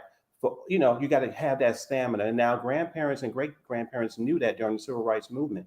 They knew that it took a lot of energy to get things done in this country. So you can't get caught up in make-believe beefs on, with people that you've never met. You can't get caught up on your phone. You can't get caught up in all the tricks that people trick you with. Now, I don't know about conspiracies and all that kind of stuff, but there's a lot of that going on. So the thing I got mad about was that the manosphere, the brothers, the black, brothers, whatever, they woke up and within at the last minute of this election. They come into it and they put in a lot of garbage into the conversation. And I was wondering, where were you a couple of years ago when we need to have the conversation about more options for this election? I think that the simple fact is nothing major will be solved before November. The only thing that's going to be solved in this country is going to be happening after the election. So people talking about all the problems that we have now makes no sense. We got to stay focused so we don't get a national terrorist as the president again. The simple fact is that, we had to have conversations. And the simple fact is, I don't want to have a conversation with a man who said that he thinks that putting Lysol on somebody's lungs is going to solve a virus. He said that in April 2020, and in September 2020, we have over 200,000 Americans gone. So, if you have medical issues and stuff like that, you cannot afford to even play right now. Right now it's not even about getting into the, what about the immigrant? No, that's too late. We can't talk about that right now. I got to talk about it after the election. but it takes a lot of stamina to be woke, to be liberal, to be a woman of all races. If you're a woman, it takes a lot of stamina to make it in America. But if you're a black woman, and a black person, it takes a lot of stamina, it takes a lot of energy to do it. You can't just forget about it and get caught up in the new shoes or the new, God knows what stupid thing people get caught up in. So, Miss Sade, I was finishing up my day, and I didn't want to call because I told you I wouldn't be able to. But you woke me up a little bit, and I had to just jump into that part right there. I'm gonna jump down because I know you're closing this out. But yeah, it takes a lot of energy. You can't just do it on election day, and then all these people come out the woodwork with all, what, can't you solve these problems? No, these people that bring up the problems now and the manosphere these conversations, they weren't there a couple of months ago. They just pop up out of the blue. They went to a couple of Trump rallies. Now they want to, come on. No, we don't need all that garbage. But anyway, I think she did a good job tonight. But I'm gonna drop right back down to the chat. And Hey, Mel NYC. oh, Don't do Miss that. Stacy, Miss Good to Stacy, see you, brother. it's good to see you. And you said something tonight, and I want to just focus on you. I'm praying for you because I didn't know that you were going through this Thank situation. you so much. And Yeah. you're a wonderful lady. Every time I've come over here, you've been gracious, and I'm surprised what you're going through. But I love your opinions, and just going to send you good vibes. I really do hope that you Thank you so feel much. better. I really do. Blessings, gratitude. Thank you so much for that. And likewise, absolutely. I have found I came over here through Val, Evangelist Val.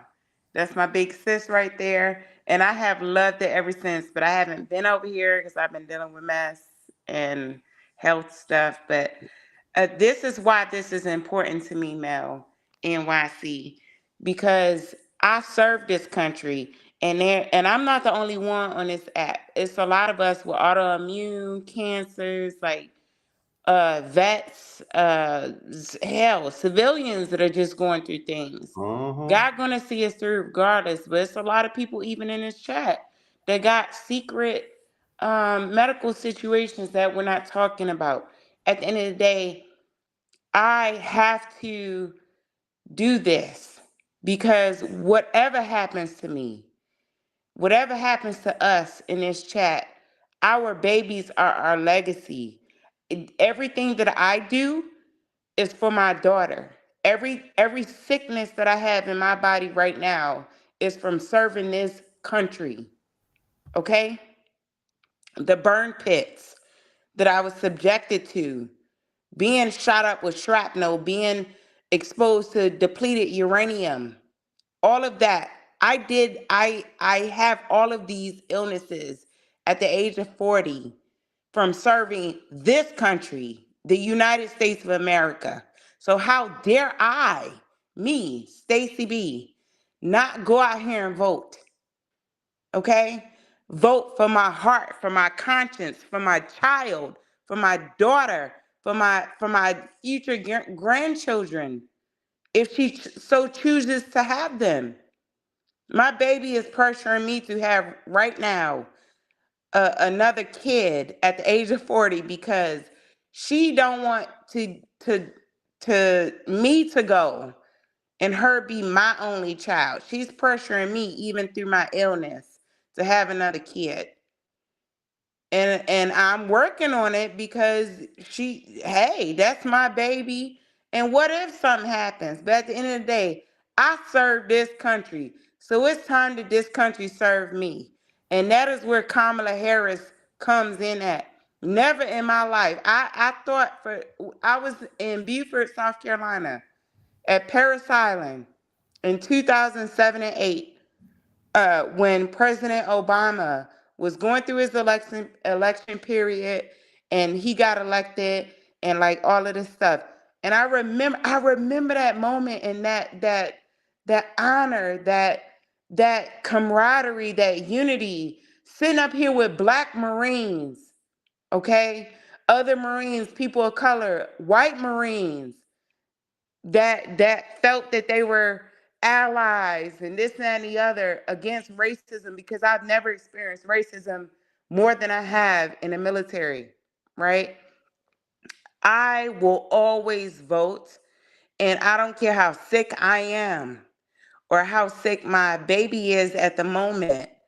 I want to show my daughter that no matter my sickness and her sickness, or my sickness and hers combined, that you still vote for the greater good of our future generations, because that's what we're supposed to do. I can't tell you that I regret everything that I went through. I don't regret my cancer, because let me tell you something, Mel NYC. I would do it all over again, 12 times over, 100 times over, if it meant that my daughter was going to live a fruitful life.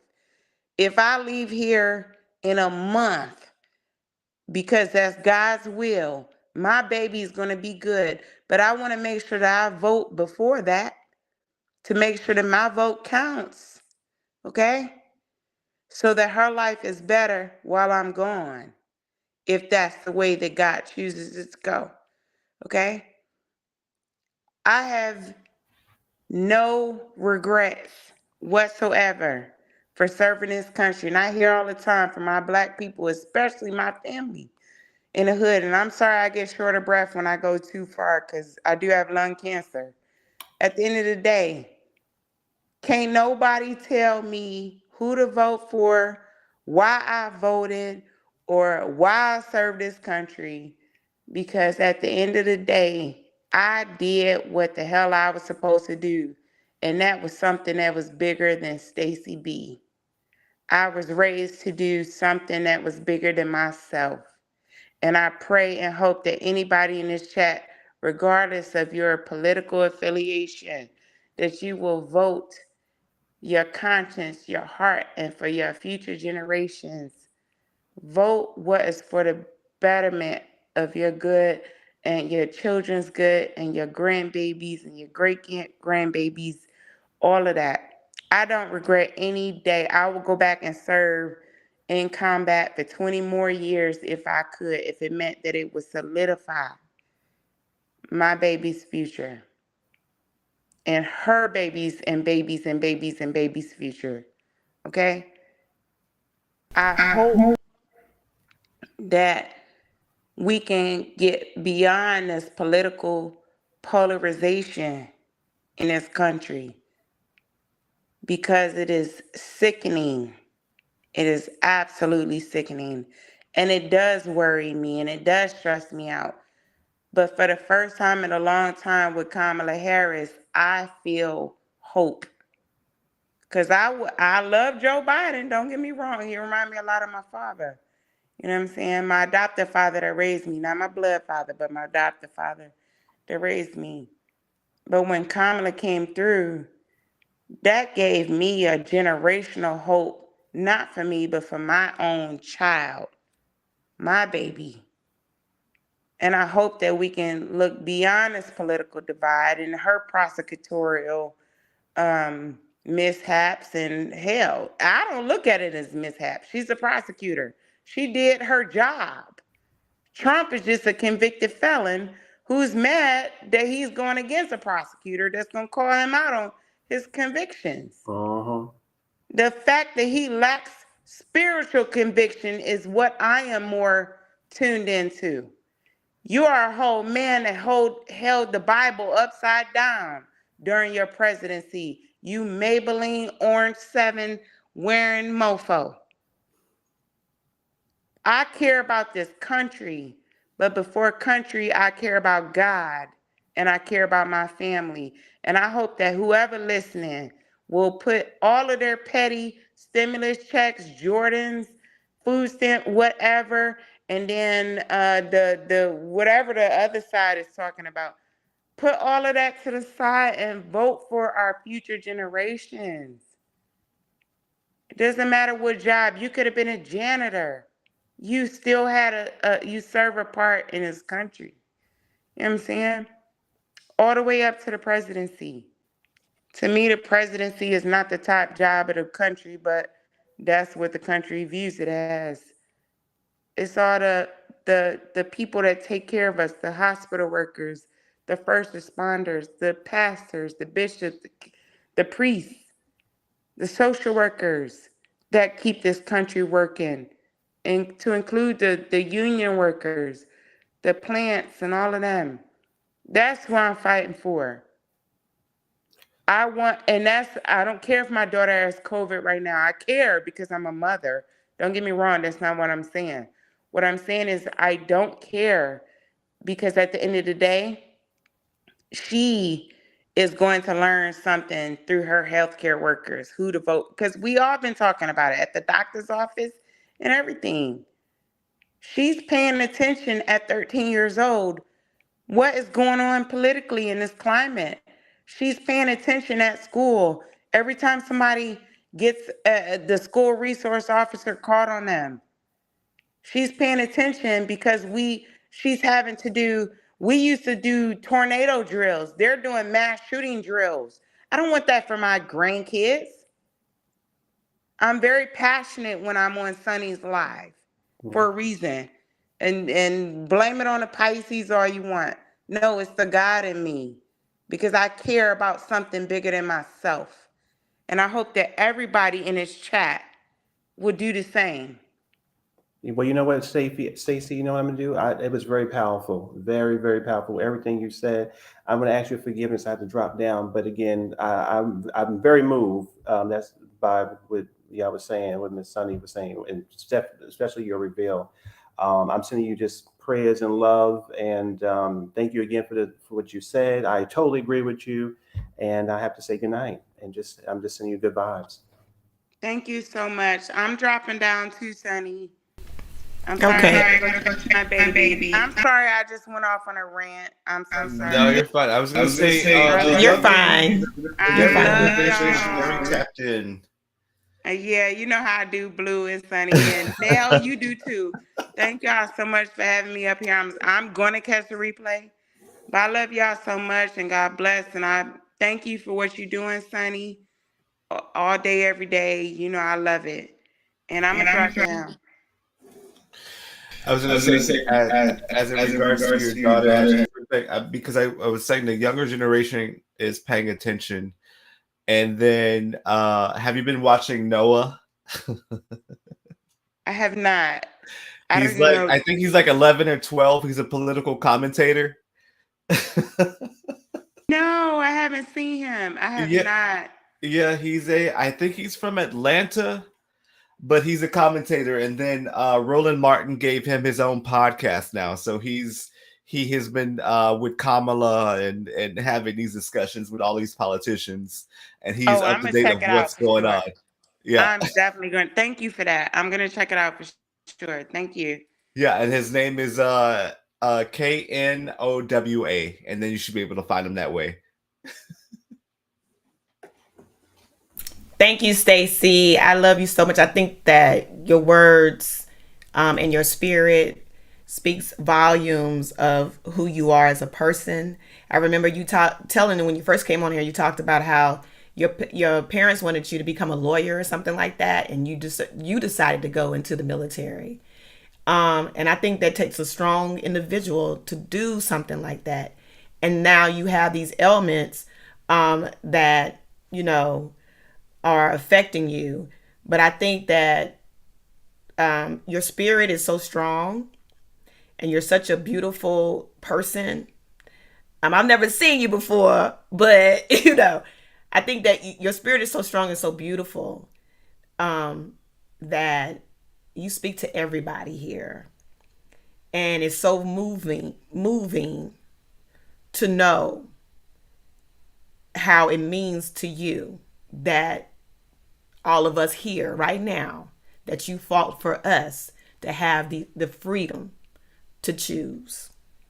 And I can't do anything but bow down to you and say thank you so much for serving this country. And I love you so much for doing so, to give yourself up and sacrifice for the betterment of everybody here in this country. So thank you.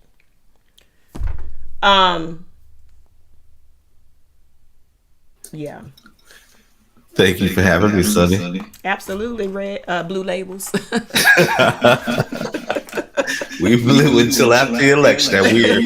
We are 7 Tuesdays away from election day. Yeah. I appreciate you coming up and testing it out again. This is because I left, like I said, I left StreamYards, but I'm glad that people are talking about it, and I'm glad that you're posting about it, and talking politics, because it's so very important in this time. I think it's a wonderful thing. You always welcome. We're not going back. We are not going back. You're always welcome over here to come up and speak your opinion. And I think I'm gonna get down because that was emotional. I'm trying not to get emotional. I am going through the pause, so I'm gonna be a little emotional sometimes. Yeah. And I thank you too, Blue Labels, for serving this country, and because that's a sacrifice when you do that. When you get out there and you go to the military. I just don't want to walk into another VA or government building and have his portrait on the wall as you enter.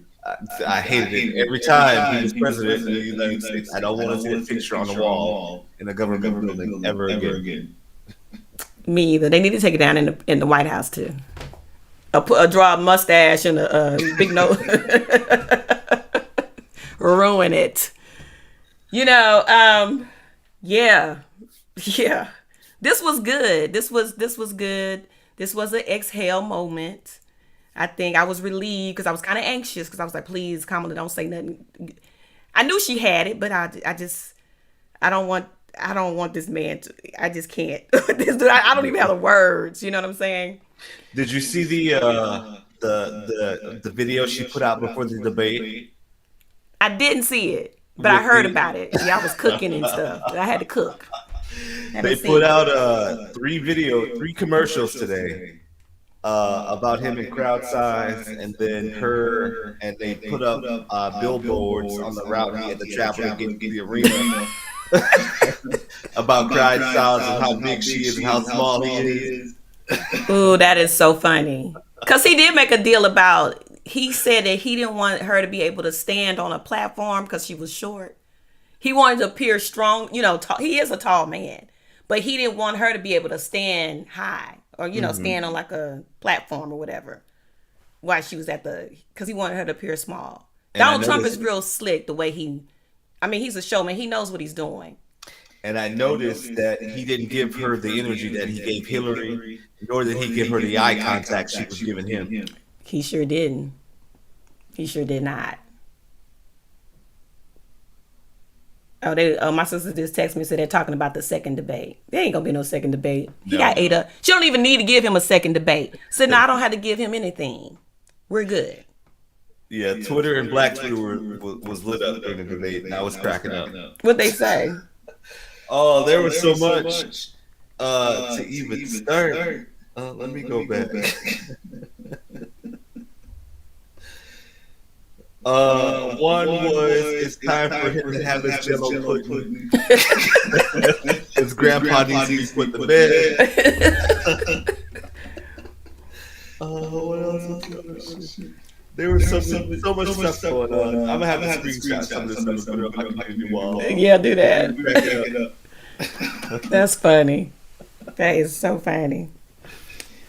Well, thank you, Blue Labels, for coming on. I keep calling you Red. Thank you for coming over here. Thank you for having me. Absolutely.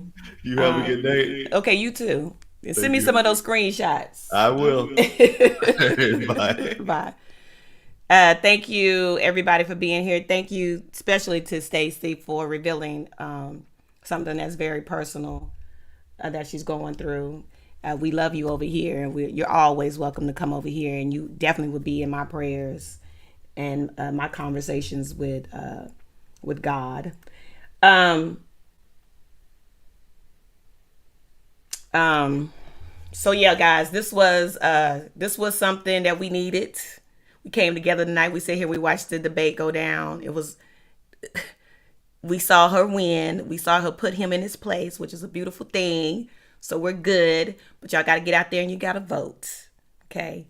We need these numbers to come up. We need to beat this man by not just by a smidget, but by a lot. Okay? We got to shut him down and shut him up and get rid of him. Let him go back to the hellhole he came up from. Okay? So Thank you all for being here, Natasha, Abundant Life. Thank you for being here, Abundant Life. And Kat, the U.S. Navy, thank you so much for being here. Mel NYC, Marcella, thank you, thank you, thank you. Blue Labels, thank you, thank you. Carmel Apple, thank you so much for being here. I hope you subscribe to the channel. Thank you, Spiritual Gangster Val. Thank you for being here. BJ Jazz, thank you so much, guys. This is something my sister always say to me when she leaves me. She said, okay, I'm going to have to love on you later. So I'm going to love on you guys later. And we will continue this discussion later in the week. We will talk about other things. We're going to get back on Project 2025 because you have to be reminded of that. And please get out there, spread the word, talk to people. Make sure whoever it is that's near you, close to you, that you know if they don't have a way to the polls, take these people, take your friends, whatever, to the polls. Tell them about early voting. Make sure that you are registered to vote because I know for a fact that they're trying to suppress votes, the people from voting here in Atlanta and also in Texas. They're going crazy in Texas. So please, please, please make sure that you are registered to vote. I have on my community tab where in all the states, early voting, the dates to start early voting. So go look at that. It's on my community tab. And yeah, I'll love on you guys later. Talk to you soon. Y'all have a good night.